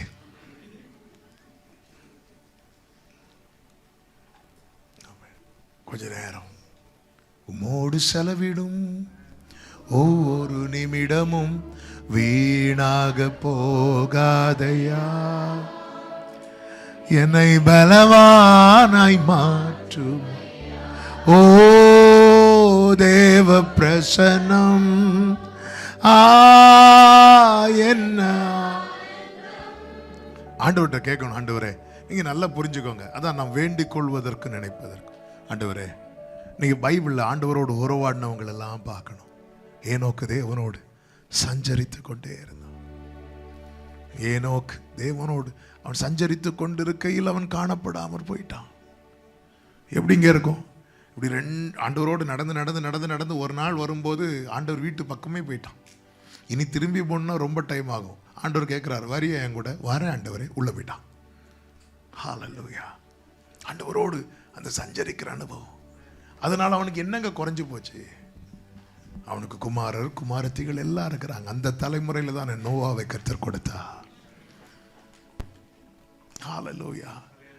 ஏனோக்குடைய பையன் அதே போல மெத்துசேலா தேவனோடு சஞ்சரித்தானான்னு கேட்டா தெரியாது. ஆனா பேரப்புள்ள நோவா சஞ்சரித்தான். இந்த அனுபவம் நம்ம தலைமுறைக்கு எங்கேயாவது ஒரு தாக்கத்தை உண்டு பண்ணும். ஆமென். ஏனோக்கு என்ன பெருசா செஞ்சிட்டார்? ஒன்னும் செய்யலைங்க. ஆண்டவரோட உறவு. ஆபிரகாமை பாருங்க, உறவுல கூடார வாசல்ல உட்கார்ந்து கண்களையே ஏறெடுத்து பார்த்து கொண்டிருக்கிறார். ஆண்டவர் வந்து நிற்கிறார். நின்னதும் சொல்றாரு, ஆண்டவரே நீங்க வந்து கொஞ்ச நேரம் என் வீட்டு மரத்தடியில் கொஞ்சம் ரிலாக்ஸ் பண்ணிட்டு போங்க. 24 வருஷம் தருவேன் சொல்லிட்டு தராம இருந்தவர் கையில மாட்டினா என்ன செய்வோம் நம்ம? ஆமென். கொஞ்சம் ரிலாக்ஸ் பண்ணுங்கன்னா சொல்லுவோம். ஆமென். சாராள் அந்த கயிறு எடுத்துட்டு வா, இவரை இன்னைக்கு விடக்கூடாது, இன்னைக்கு போராடி மேற்கொள்ளுகிற. ஆமென். போராடி, அதாவது யாக்கோபு போராடி மேற்கொண்டான் இருக்குல்ல, அந்த போராட்டம் எங்க போய் முடிஞ்சு தெரியுமா? உறவுல தான் முடிஞ்சு. உறவு. இந்த உறவு வந்து துண்டிக்கப்பட விட மாட்டார் ஆவியானவர். பத்ம தீவுல என்ன சத்தம் போட்டாலும் யாருக்கும் கேட்காது. ஆனா வேதம் என்ன சொல்லுகிறது தெரியுமா? கர்த்தருடைய நாளில் நான் ஆவிக்கு உள்ளானேன். ஆவிக்கு உள்ளானதும் திரும்பி பார்த்தா மார்பில் பொற்கச்சை கட்டினவராய் இயேசு நிற்கிறார். அவ்வளவுதான். பத்ம தீவுல சிக்னலே கிடைக்காத இடத்துல இயேசு வர்றது வரைக்கும் தான் பத்ம தீவும் பார். அதுக்கப்புறம் பத்ம தீவை பத்தி பேச மாட்டார், பரலோகத்தை பத்தி பேசிட்டு இருப்பார். நம்ம தான் பத்ம தீவை பத்தி 7 பாயிண்ட் எடுப்போம். யோவான் ஒரே லைன்ல முடிச்சிட்டார். பத்ம தீவுல இருந்தேன், ஆவிக்குள்ளானேன், அதுக்கப்புறம் பரலோகத்தை கண்டேன், குத்து விளக்க பார்த்தேன், இவரை பார்த்தேன். ஓ ஜீசஸ் உறவாடிட்டே இருக்கிறார். 7 மடங்கு அக்கினி சூளையில சாத்ராக் மேஷாக் ஆபேத்நேகோவை தூக்கி போட்டதும் உள்ள நம்ம ஆள் இருக்கிறார். நேபுகாத்நேச்சர் பார்வைக்கு அவர் எத்தனாவது நபர்? 4வது நபர். அவர் 4வது வந்திருப்பாரா, முதல்ல வந்திருப்பாரா? எப்படி சொல்றீங்க? ஏன்னா இவர்களுடைய முடி கூட கருகல்ல. அவர் 4வது வந்திருந்தா கொஞ்சமாவது இவங்களுக்கு கருகி இருக்கும். இவங்களுடைய அந்த அக்கினியின் வாசனையே இல்லை. அப்ப ஃபர்ஸ்டே வந்துட்டார். உள்ள பார்த்தா இவங்க இதுவரை அவரை காணாம ஆராதிச்சிட்டு இருக்கிறாங்க. அக்கினிக்குள்ள ஃபர்ஸ்ட் டைம் இவரை பார்க்குறாங்க. இப்போ நான் நினைக்கிறேன் நேபுகாத்நேச்சர் கூட்டிருப்பார், உன்னதமான தேவனுடைய பிள்ளைகளே, சாத்ராக் மேஷாக் ஆபேத்நேகோ வெளியே வாங்கன்னு சொல்லும்போது என்ன சொல்லியிருப்பாங்கன்னு நினைக்கிறீங்க? ராஜா ஒரு 5 minutes ப்ளீஸ். ஆமென். ஏன்னா இந்த பாக்கியம் வேற எங்கும் கிடைக்காது. ஒரு 5 minutes ராஜா ப்ளீஸ், இப்போ வந்துடுறேன். பிள்ளைங்களை தண்ணியில் விளையாட விட்டுறது போல அந்த பிள்ளைங்களை திருப்பி. ஆமென். சில சூழ்நிலையில் இந்த உறவு வந்துட்டுன்னு வைங்களேன், இன்னைக்கு வனாந்திரத்தில் என்ஜாய் பண்ணுவீங்க. அது உங்களுக்கு அதனால தான். ஆமென். அதாவது ஓசியா 2 நீங்க படிச்சீங்கன்னா தெரியும். நான் எல்லாத்தையும் அடைச்சி அவளை நான் பட்சமாக வனாந்திரத்தில் கொண்டு வருவேன் பாரு, அப்பொழுது தன் இள வயதில் பாடினது போல அவ பாடுவா. வனாந்திரத்திலிருந்து தாவீது ஒரு சங்கீதம் பாடுறார். நிறைய சங்கீதம் பாடுவார். அதுல ஒரு சங்கீதம் தான் 63. என்ன சொல்லுவார் தெரியுமா? இப்படியே உம்மை பார்க்க நான் ஆசையா இருந்து உம்முடைய வல்லமையும் உம்முடைய மகிமையும் கண்டேன். ஆண்டவரே, படுக்கையிலே உம்மை நினைக்கிறேன். ஆண்டவரே, கொழுப்புள்ள உணவை உண்பது போல நான் திருப்தி ஆகிறேன். ஆண்டவரே, திருப்தி. வனாந்திரத்தில் களி கூற முடியும், அக்கினியிலே களி கூற முடியும், பத்ம தீவிலே களி கூற முடியும். உறவு உறுதியா இருந்தா, உறவில் உறுதியா இருக்கிறவனுடைய வனாந்திரம் ஏதேனாய் மாறும். தேவனோடு நமக்கு இருக்கிற உறவு என்ன? இன்னைக்கு நான் ஜெபம் பண்ணணும்னா எனக்கு இன்னொருத்தவங்களுடைய பிரேயர் சப்போர்ட் தான் தேவைப்படுது, தப்பல்ல. நீதிமான்களுடைய ஊக்கமான வேண்டுதல் மிகுந்த பலன் உள்ளதா இருக்கிறோம். என்னைக்கு நாம ஜெபம் பண்ண போறோம்? அதாவது ஒரு குழந்தை பிறக்கும் போது அந்த பிள்ளை கிட்ட போய் சொல்லுவாங்கல்ல, அப்பா சொல்லு சொல்லுவாங்க. எல்லாரும் சொல்லுவாங்க, இது அப்பா இது அம்மா. அந்த பிள்ளை 20 வயசு ஆகும்போது அந்த பிள்ளையை கூப்பிட்டு அப்பா சொல்லு சொன்னா எப்படிங்க இருக்கும்? அந்த பிள்ளை அவர் அப்படி 1 வயசு கிட்ட வரும்போதே அப்பா, அது சும்மா பான் தான் சொல்லியிருக்கும், பாலுக்கு பான் சொல்லியிருக்கும். என்ன அப்பான்னு சொல்லிட்டு அது சொல்ல சொல்ல சொல்ல சொல்ல நமக்கு எவ்வளவு சந்தோஷம். இதுதான் கேட்க விரும்புகிறார். மனசார ஆண்டவர் அப்பான்னு கூப்பிடுறவங்க எத்தனை பேர் இருக்கிறீங்க? நம்ம கூப்பிடணும்னா அப்பான்னு 4 பாட்டு வரணும். அப்பா அப்பா இப்படி ஒரு பாட்டு பாடும்போது கூப்பிடுவோம். மனசார அப்பா அப்படி கூப்பிட்டுருக்குறோமா? நீங்க அப்பான்னு கூப்பிடுறீங்கன்னா ஆவியானவர் உங்களை கூப்பிட வைக்கிறாருன்னு அர்த்தம். எனக்கு யாரும் இல்லைன்னு நினைக்கிறது வரைக்கும் அவர் கூட வைக்க மாட்டார். எனக்கு ஒருவர் இருக்கிறார், எனக்கு ஒருவர் இருக்கிறார். கைகளை உயர்த்தி சொல்லுவோமா?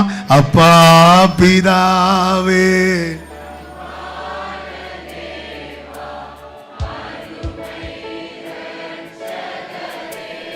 ஆமென். ஆவி எங்கோ நான் வாழ்ந்தேன், அறியாமல் அலைந்தேன், என்னே நேசர் தேடி வந்தீர். எங்கோ நான் வாழ்ந்தேன், என்னே நேசர் தேடி வந்தீர். நெஞ்சார அணைத்து நீழலாய் மாறிவிட்டீர். ஆமென். நெஞ்சா கிருபை ஆண்டவரே, உங்க கிருபையப்பா. கைகளை உயர்த்தி ஆண்டவருக்கு தேங்க் பண்ணுவோமா? நன்றி நன்றி உமக்கு நன்றி அப்பா, நன்றி. உறவு துண்டிக்கப்பட விட மாட்டார். 3வது, சித்தத்துக்கு மாறானதை தடுப்பார். அவர் சித்தத்துக்கு எது மாறானதோ அதை அவர் நமக்குள் இருக்கிற ஆவியானவர் தடுப்பார். அப்போஸ்தலர் 16வது அதிகாரம் அதனுடைய 6-7 வசனங்களை வாசியுங்கள்.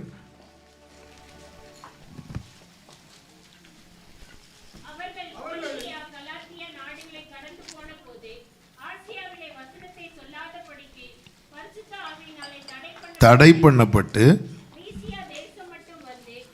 பித்தினியா நாட்டுக்கு போக, நல்ல கவனிங்க, ஆவியானவராலே தடை பண்ணப்பட்டதுக்கு அப்புறம் இவங்க என்னதான் பண்றாங்க? பிரயத்தனம் பண்றாங்கன்னா முயற்சி எடுக்கிறாங்க. ஆனால் ஆவியானவர் அவர்களை போக ஒட்டாதிருந்தார். ஆமென். அவர் கண்ட்ரோல் பண்ண போயிராத. சில நேரத்தில் எவ்வளவு முயற்சி எடுப்போம் பாருங்க, ஆண்டவர் தடுப்பார். உடனே ஆண்டவருக்கே ஜெபத்தை போடும்.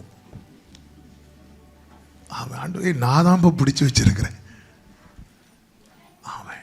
ஆண்டவருடைய திட்டம் இவர்களை மக்கதோனியாவுக்கு கொண்டு போவது. சித்தத்துக்கு மாறானதை தடுக்கிறார். அதாவது நல்லா புரிந்து கொள்ளுங்கள், ஆண்டவர்கிட்ட எஸ்ங்கிற பதிலையும் நம்ம அக்செப்ட் பண்ண பழகணும்.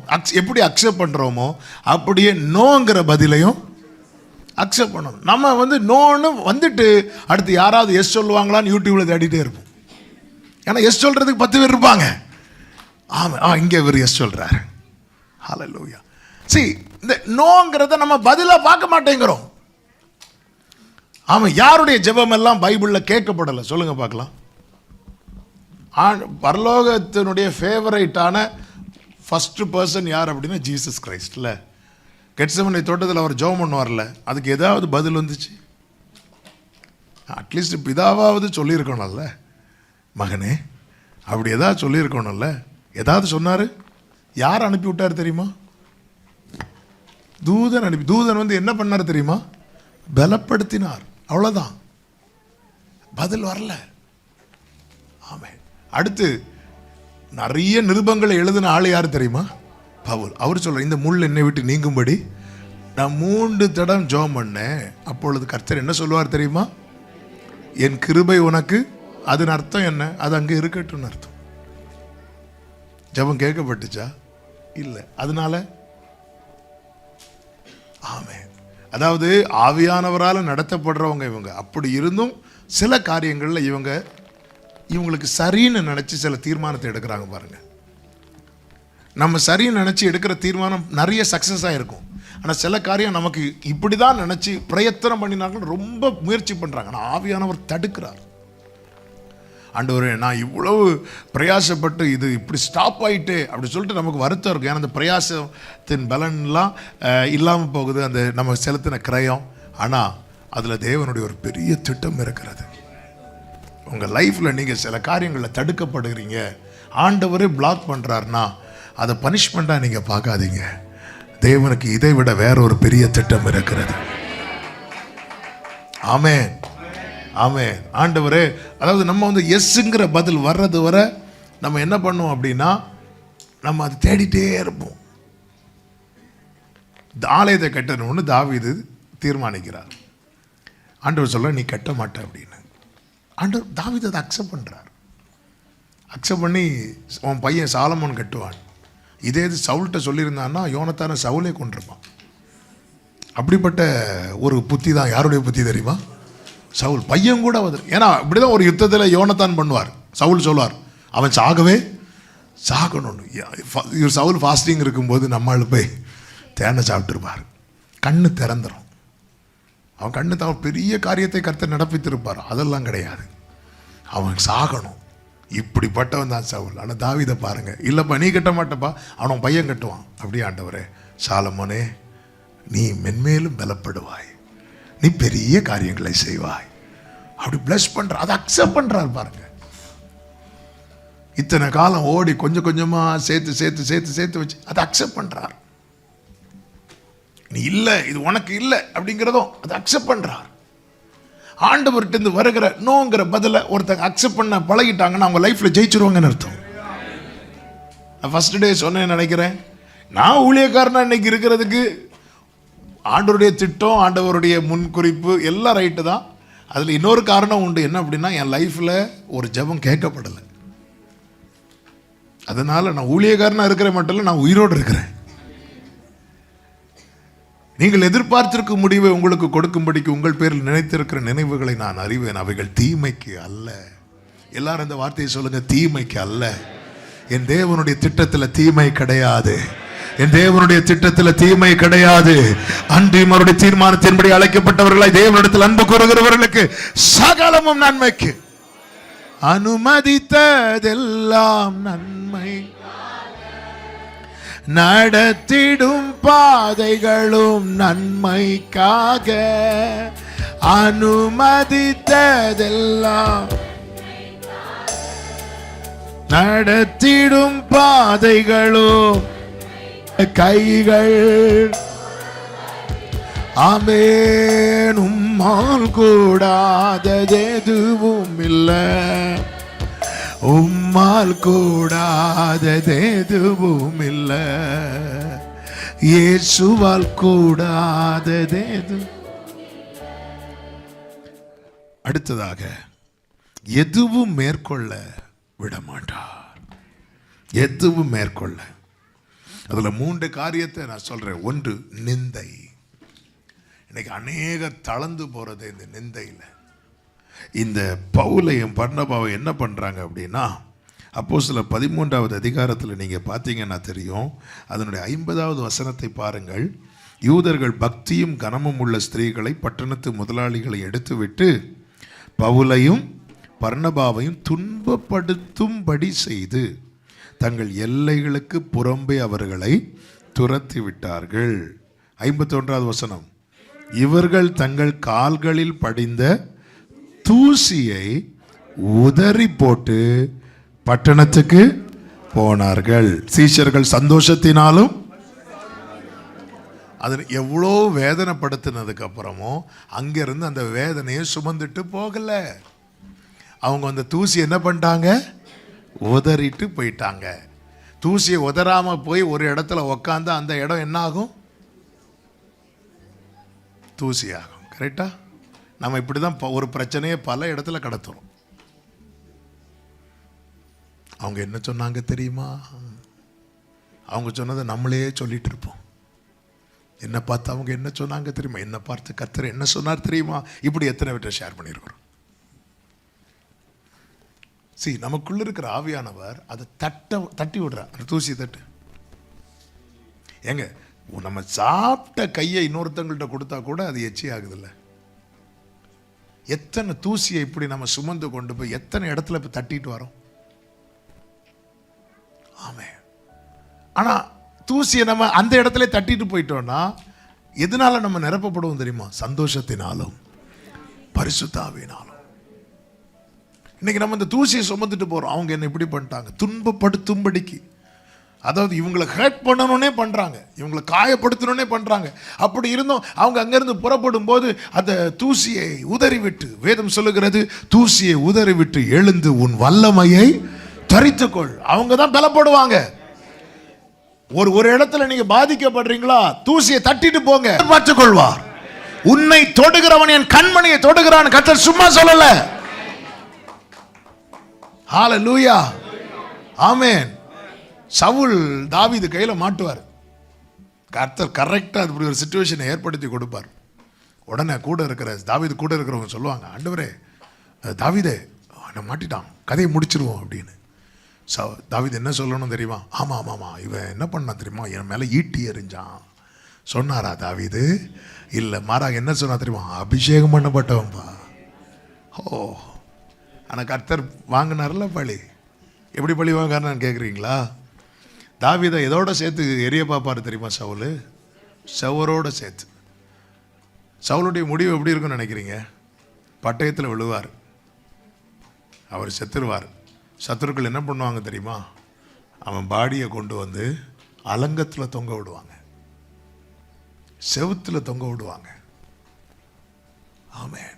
நம்ம இது சரித்திரமாக படிச்சுட்டு போகிறோம். ஆனால் நீங்கள் திரும்பி பார்த்தா தெரியும், தாவீதை நன்மை செய்தவனை செவரோட சேர்த்து அடிக்க பார்த்தான். ஆமென்.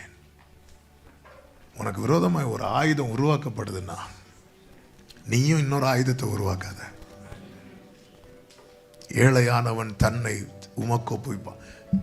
பிறக்கிற குழந்தையெல்லாம் எங்க போட்டு கொல்லணும்னு பார்வன் சொன்னார்ல, சொன்னா நைல் நதியில், அதாவது தண்ணியில முக்கி கொல்லணும். பார்வனை கர்த்தர் எப்படி கொன்னார்? உடனே நம்மளும் இன்னொரு தண்ணியில். பார்வன் எப்படி? நீ இங்கே ஆண்டவர் வந்து நானே பழி வாங்குதல் எனக்குரியது. நம்ம என்ன தெரியுமா சொல்றோம்? ஆண்டவர் உங்களுக்கு ஒன்றும் தெரியாது, நீங்க சும்மா இருங்க, நான் பார்த்துக்கிறேன். அவன் போய் இன்னும் 4 அடி வாங்கிட்டு, ஆண்டவரே உமது நிமித்தம் நிந்தை சகித்தேன், பேசாத. ஆமென். ஹல்லேலூயா. நீங்க இந்த தூசியை உதறி இருக்க, தூசியை உதற முடியலையே. ஆண்டவரே நான் எங்கேயும் போய் தூசி ஆகக்கூடாது, சபையில் போய் தூசியை தட்டக்கூடாது. ஆமென். இனி வராது. ஆமென். நான் எங்கேயும் போய் தூசி ஆகக்கூடாது. என்னங்க உங்களை பத்தி இப்படி சொன்னாங்களா? ஏன்னா நாங்கள் தூசியை நம்ம அதை புனித மண்ணா எடுத்துட்டு வரோம். எடுத்துட்டு பார்த்தீங்களா? இவங்க சொன்னதை பார்த்தீங்களா? புனித மண். ஆமென். தூசியை தட்டிட்டு வராங்க. பரிசுத்த ஆவியினாலும் சந்தோஷத்தினாலும். இவர்கள் நிந்தை இவர்களை மேற்கொள்ளல. ஆவியானவரோட நிந்தை மட்டும் இல்ல, புகழ்ச்சி. ஒரு இடத்துல யூபித்தர்னும் மெர்க்குரின்னு சொல்லி இவங்களை உடனே பவுல் என்ன பண்றாரு தெரியுமா? தன்னுடைய வஸ்திரத்தை கிழிக்கிறான். கிழித்து எதை காட்டுறாரு தெரியுமா? தன்னுடைய பலவீனத்தை காட்டுறான். அப்படியா, எனக்கு பாராட்டு விழா வைக்கிறீங்களா? வைங்க வைங்க வைங்க, நாளைக்கு 6 மணிக்கு நான் ஃப்ரீயா இருக்கிறேன். அப்படி வரல, புகழ்ச்சி மேற்கொள்ளல. அது மட்டும் இல்ல, தீமை மேற்கொள்ளல. பவுல் கையில ஒரு விரியன் பாம்பு கடிச்சது. 276 பேர் இருக்கிறாங்க. சில பிரச்சனை மற்றவங்களை விட்டு நம்மளை தான் தேடி வரோம். எல்லாரும் விறகு எடுத்து போட்டாங்க, சரி நம்ம எடுத்து போடலைன்னா பிரச்சனை. இங்கே பாரு இவன் இருக்கிறான் பாரு, குளிர் காயதுக்குன்னு 2 விறகாவது எடுத்து போட்டானா. சரி எதுக்கு அந்த வம்பு, நம்மளும் எடுத்து போடணும்னு தூக்குனார் பாருங்க. அந்த விறகு கடையில் இருக்கிற விரியன் பாம்பு அனல் கொண்டு அவன் கையை கடிக்குது. உடனே எல்லாரும் பார்த்துட்டு இருக்கிறாங்க. இன்னும் கொஞ்ச நேரத்தில் இவன் வீக்கம் கொண்டு அப்படியே விழுவான். இவன் வீங்கி சாவான்னு பார்த்துட்டு இருந்தா. ஆமென். சில தேவ பிள்ளைகளை பாம்பு கடிச்சிட்டுன்னு வைங்களேன், ஆள் சாவ மாட்டாங்க. ஆமென். அதாவது அவங்க எப்படி பார்த்துட்டு இருக்கிறாங்கன்னா, இவன் வீங்கி இப்போ சாவான்னு பார்த்துட்டு இருந்தா. நீங்கள் அப்போஸ்தலர் 28 வீட்டில் போய் படிங்க. அதில் எப்படி இருக்குன்னு தெரியுமா? ஃபஸ்ட்டு விரியன் பாம்பு அவன் கையில் கடிச்சதுக்கப்புறம் அது விஷப்பூச்சி, அதுக்கப்புறம் அது பூச்சி. இவன் வீங்கி சாவான்னு பார்த்தா அது ஒன்றும் இல்லாமல் சேர்த்துட்டு. ஆமென். ஏன்? வெளியிருந்து விஷம் உள்ள போகல, வேண்டிக் கொள்வதற்கும் நினைப்பதற்கும் அதிகமாய் நமக்குள்ளே வேறொரு வல்லமை கிரியை செய்கிறது. ஆமென் சொல்லுங்க பார்க்கலாம். எந்த தீங்கும் அணுக விட மாட்டா. 1000 10,000 பேர்கள் உன் பக்கம் விழுந்தாலும் அது ஒரு காலத்தும் உன்னை அணுகிடாது. உன் தேவன் உன் தாபரமே, அது ஒரு காலத்தும் உன்னை அணுகிடாது. உன் தேவன் உன் தாபரமே, அவர் செட்டையின் கீழ் அடைக்கலம். ஆமென். glory, அவர் செட்டையின் கீழ். கேட்கலாம், ஆண்டவரே எல்லாருக்கும் பிரச்சனை இல்லை, எனக்கு மட்டும்தான் ஆண்டவரே பிரச்சனை.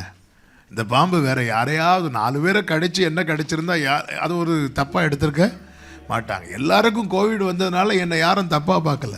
இந்த ஃபஸ்ட்டு வேவில் ஒவ்வொரு ஆளுக்காக வரும் தெரியுமா? ஆமாம். நான் அந்த டைம் தான் மலேசியாவிலேருந்து வரேன்.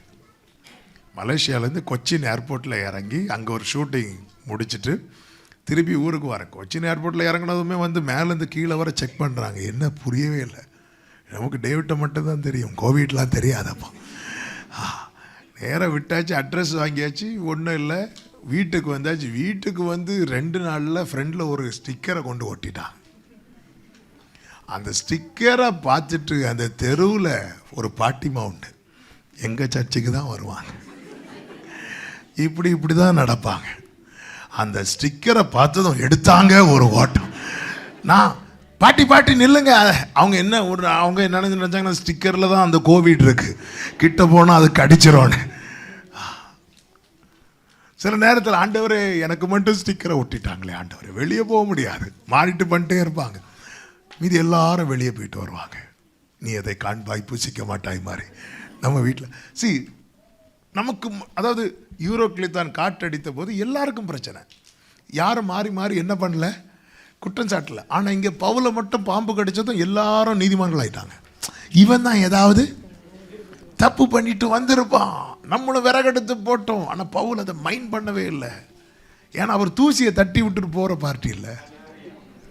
ஆமே, நம்மளாம் தூசி சேர்க்குற ஆளுகள். நம்மளை பற்றி யாராவது ஏதாவது சொன்னா ஆமே அவ்வளோதான். சிலர் பார்த்தாலே நமக்கு அவங்க என்ன ஒரு மாதிரி பார்க்குறாங்க. அதான் காலைல சொன்னேன்ல. ஆமே, சில மீட்டிங் முடித்து சிலரில் போக மாட்டாங்க. ஏன்னா நம்ம போனதுக்கப்புறம் இவங்க நம்மளை பற்றி ஏதாவது பேசிட்டாங்கன்னா அதனால் நம்ம இருந்து எல்லாரையும் அனுப்பி விட்டுட்டு நீங்கள் போங்க சிஸ்டர், நீங்களும் வாங்க சிஸ்டர், உங்களை விட்டுட்டு போகிறதுக்கு எனக்கு நம்பிக்கையே இல்லை. ஆனால் பவுல் பதறல. ஏன் எல்லாரையும் விட்டு ஆண்டவர் பவுலை மட்டும் கடிக்க வச்சார் தெரியுமா? அந்த பாம்பு வேற யாரை கடிச்சிருந்தாலும் அவங்க செத்துருப்பாங்க. பவுலை கடிச்சதுனால அந்த பாம்பு செத்துச்சு. சில பிரச்சனை உங்களை மட்டும் ஃபேஸ் பண்ண வைக்க ரீசன் என்ன தெரியுமா? உங்களுக்குள்ள தான் அந்த வல்லமை இருக்கிறது, மற்றவர்களுக்குள்ளே அது இல்லை. வேண்டிக் கொள்வதற்கும் நினைப்பதற்கும் அதிகமாக கிரியை செய்கிற வல்லமை மற்ற 75 பேருக்குள்ள இல்லை, பவுலே உனக்குள்ளதான் இருக்கிறது. அதனாலதான் பவுல் அந்த பிரச்சனையை ஃபேஸ் பண்ணதும் அந்த பிரச்சனை சால்வ் ஆயிட்டு. சில பிரச்சனையை கர்த்தர் உங்களை ஃபேஸ் பண்ண வைக்கிறது எதுக்கு தெரியுமா? உங்க குடும்பத்துக்கு ஒரு விடுதலை கொடுப்பதற்கு, அந்த பிரச்சனைக்கு ஒரு முற்றுப்புள்ளி வைப்பதற்கு. ஆமென் சொல்லுங்க பார்த்துக்கலாம். 7 காரியம் சொன்னேன், 5ஓட முடிக்கிறேன். இன்னும் ஒரு காரியத்தை சொல்லி ஜெபிக்கிறேன். 5ஆவதாக அவர் என்ன செய்கிறார் தெரியுமா? நம்மை கிறிஸ்துவுக்குள்ளே கட்டி எழுப்புகிறார். எபேசியர் 2வது அதிகாரம் 21, 22 வசனங்களை வாசிக்க கேட்கலாம். 2, 21, 22 வசனம். அவர் மேல், யார் மேல? கிறிஸ்து மேல, அந்த கன்மலையின் மேல மாளிகை முழுவதும் இசைவா இணைக்கப்பட்டு கர்த்தருக்குள் பரிசுத்த ஆலயமாக எழும்புகிறது. அவர் மேல் நீங்களும் ஆவியினாலே தேவனுடைய வாசஸ்தலமாக கூட்டி கட்டப்பட்டு வருகிறீர்கள். பில்டிங் ஒர்க் பண்றவங்கலாம் அப்படி கை தூங்க பார்க்கலாம். பில்டிங் ஒர்க் பண்றவங்க இருக்கிறீங்க, ரைட்? ஆமாம், எனக்கு தெரியாது, தப்புன்னா சொல்லிக்கோங்க. இந்த வேலை செய்யும்போது அப்படி நூலெல்லாம் வச்சு பார்ப்பாங்க பாருங்க. கொஞ்சம் தள்ளிட்டு இருக்கிறதெல்லாம் என்ன பண்ணுவாங்க தெரியுமா? அடிச்சு உடைப்பாங்க. எதுக்கு தெரியுமா? இசைவாய். இது ஆவியானவர் செய்கிற வேலை. சில கிளைகள் எல்லாம் என்ன பண்ணுவார் தெரியுமா? நறுக்குவார். சில களைகள் எல்லாம் என்ன பண்ணுவார் தெரியுமா? பிடுங்குவார். எதுக்கு தெரியுமா? அவர் மேல கட்டப்பட.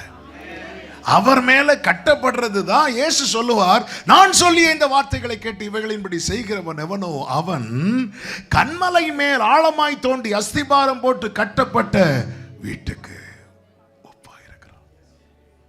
அவர் மேல. அப்போ இந்த வார்த்தையின்படி என் வாழ்க்கையை திருத்தி சரிப்படுத்தி கட்டி எழுப்ப பண்ணுகிறவர் தான் பரிசுத்த ஆவியானவர். அதனாலதான் உம்முடைய நல்ல ஆவி என்னை செவ்வையான வழியிலே நடத்துவாராக என்று தாவீது ஜெபிக்கிறார். இயேசு என்ன சொல்லுவார்? சத்திய ஆவியாகிய தேற்றரவாளன் உங்களை சகல சத்தியத்துக்கு உள்ளும், சத்தியத்துக்கு உள்ளும் அப்படி உள்ள கொண்டு வரும்போது சிலது இப்படி தலை போடுவோம் பாருங்க. இங்க ஒரு தட்டு, நீ வலதுபுறம் சாயும் போதும் இடதுபுறம் சாயும் போதும் வழி இதுவே. இந்த தட்டெல்லாம் உண்டு, இந்த தட்டெல்லாம் உண்டு. அவர் தான் தட்டுவார். இஸ்ரவேலர்களுக்கு மட்டுமே சுவிசேஷம் சொல்லிட்டு இருந்த பேதுருவை இப்ப புறஜாதிக்கு கொண்டு போகும்போது பேதுரு சொல்றார், ஆண்டவரே வேண்டாம், ஆண்டவரே வேண்டாம், ஆண்டவரே வேண்டாம், ஆண்டவரே. ஆண்டவர் தட்டுறார். தட்டி ஓடு, கொர்நேலியு வீட்டுக்கு போ. கொஞ்சம் நீண்டிட்டு இருக்கிறது, தள்ளிட்டு இருக்கிறது எல்லாத்தையும் தட்டி முழுசாதான வாங்குவோம். சில செங்கல் எல்லாம் கொண்டு வந்து போட்டு ஒரே அடி. எதுக்கு தெரியுமா? அவங்க மைண்ட்ல இருக்கிறது செங்கல், அவங்க மைண்ட்ல இருக்கிறது பில்டிங். ஆமே, அதுக்கு இதை இப்படி தான் செய்யணும். சில டைம் ஒரு சின்ன பீஸுக்காக மொத்த செங்கலை உடைப்பாங்க. ஆமே, அவங்க மைண்டில் இருக்கிறது அந்த வரைபடத்தில், அந்த டிசைனில் என்ன இருக்கு அதான். ஆமே, என்ன எப்படி ஆண்டவரை ட்ரீட் பண்ணுறீங்க? சிலதை பாருங்க, தட்டவே மாட்டாங்க, தண்ணியில் முக்கி அப்படியே தூக்கி வைப்பாங்க. ஆண்டவர் அவங்களுக்கெல்லாம் ஒரு பிரச்சனை இல்லை. ஆண்டவரே வந்ததும் தூக்கி கொண்டு வைக்கிறீங்க, என்ன நீங்கள் தூக்கி போட்டு மிதிக்கிறீங்களே ஆண்டவரே. ஆமென், ஹல்லேலூயா. சிலதை தட்ட முடியாதுங்க, கையில் எடுக்கும் போதே உடையுது. ஹல்லேலூயா. அவர் மைண்ட்ல என்ன இருக்கு தெரியுமா? அவர் மேல். இப்படி கட்டி எழுப்பப்படுகிறவர்கள் வாழ்க்கையில எந்த பெருவெள்ளம் வந்து மோதினாலும் மாறாக என்ன நடக்கும் தெரியுமா? வேதம் சொல்லுகிறது, 102வது சங்கீதம் அதனுடைய 15வது வசனம், கர்த்தர் சீயோனை கட்டி தமது மகிமையில் வெளிப்படுவார். ஹல்லேலூயா. அவர் மேல் கட்டி எழுப்பப்பட்டு வருகிறவர்கள் வாழ்க்கையிலே கர்த்தர் தம்முடைய மகிமையில் வெளிப்பட விரும்புகிறார். அவர்கள் தான் அவர் தெரிந்தெடுக்கிற அவருடைய வீடாய் இருக்கிறார்கள். அவர்களில் கர்த்தர் தம்மை வெளிப்படுத்த விரும்புகிறார், தம்முடைய மகிமையை வெளிப்படுத்த விரும்புகிறார். அதனாலதான் வேதம் சொல்லுகிறது, எழும்பி பிரகாசி, உன் ஒளி வந்தது, கர்த்தருடைய மகிமை உன்மேல் உதித்தது. அப்படி உதிக்கிறதுக்காக தான் ஆமே கர்த்தர் நம்மை அவர் மேல் கட்டி எழுப்புகிறார். அப்படி கர்த்தருடைய மகிமை உதிக்கும் போது என்ன உண்டாகும் தெரியுமா? உதிக்கிற உன் ஒளியின் இடத்துல யார் வருவாங்க தெரியுமா? ராஜாக்கள் நடந்து வருவார்கள். நல்ல கையை தட்டி ஆமேன் சொல்லுங்க பார்க்கலாம். நாம் வேண்டிக் கொள்வதற்கும் அவர் நமக்குள்ளே கிரியை செய்யட்டும். இதை விரும்பணும், இதை அதிகமாய் நாடணும், இதை அதிகமாய் வாஞ்சிக்கணும். ஆமென். இந்த தீபத்தை அணையாமல் காக்கிறது மட்டும் அல்ல, அவர் மேல் கிறிஸ்துவுக்குள்ள அவர் மேல நம்மை கட்டி எழுப்பி வருகிறார். கட்டி எழுப்பி அது இந்த ஒர்க்கு கம்ப்ளீட் ஆகிட்டு வைங்களேன். நீங்கள் நல்லா கவனிச்சிருக்கீங்களா? பில்டிங் ஒர்க்கெல்லாம் நடக்கும்போது இங்கே எப்படி தெரியல, நம்ம ஊரில் யாரும் பார்க்காம இருக்கிறதுக்கு சுற்றி கெட்டுவாங்க. அது கெட்டுறது வரை யாரும் பார்க்க மாட்டாங்க. கெட்டினதுக்கப்புறம் தான் என்ன இருக்குன்னு பார்ப்பாங்க. நிறைய வேலை நடக்குங்க. என்னெல்லாமோ தட்டுற சவுண்டு கேட்கும், டமார்னு போட்டு உடைக்கிற சவுண்டு கேட்கும். ஆனால் கட்டி முடித்ததுக்கப்புறம் அதே பில்டிங்கில் ஆமேன் அது வரைக்கும் வேலை செய்கிறவங்க மட்டும் வருவாங்க. அதுக்கப்புறம் தூரத்திலேருந்து விருந்தினர்கள்லாம் வருவாங்க. பார்த்துருக்கீங்களா? இது இப்படி தான் கர்த்தர் செய்ய விரும்புகிறார். அல்லேலூயா. தெரியாது, யாக்கோபு வீட்டை விட்டு புறப்படும் போது எப்படி புறப்பட்டான் தெரியுமா? வெறும் கோலுங்கையுமா புறப்பட்டான். அவன் லைஃப்பில் அங்கேயும் இங்கேயும் தட்டி, இப்போ ஏசா யாக்கோபை 20 வருஷம் கழித்து பார்க்கும்போது யாக்கோபை எப்படி பார்க்குறான் தெரியுமா? அவன் பெரிய பரிவாரங்களோடு நிற்கிறத பார்க்குறான். நம்மளை நிறைய பேர் கண்டர் மறைக்கிறார். அவன் நம்ம ரீச் ஆக முடியல, அவங்களுக்கு ரீச் பண்ண முடியல. மோசே பயந்து ஓடி எகிப்துக்கு போனான். திருப்பி மோசையை பார்க்கும்போது எல்லாரும் எப்படி பார்த்தாங்க தெரியுமா? தலைவனாக தான் பார்த்தாங்க. கர்த்தர் அப்படி எல்லா ஒர்க்கை ஃபினிஷ் பண்ணி நம்மளை அப்படி வெளியே காட்டுவார் பாருங்க.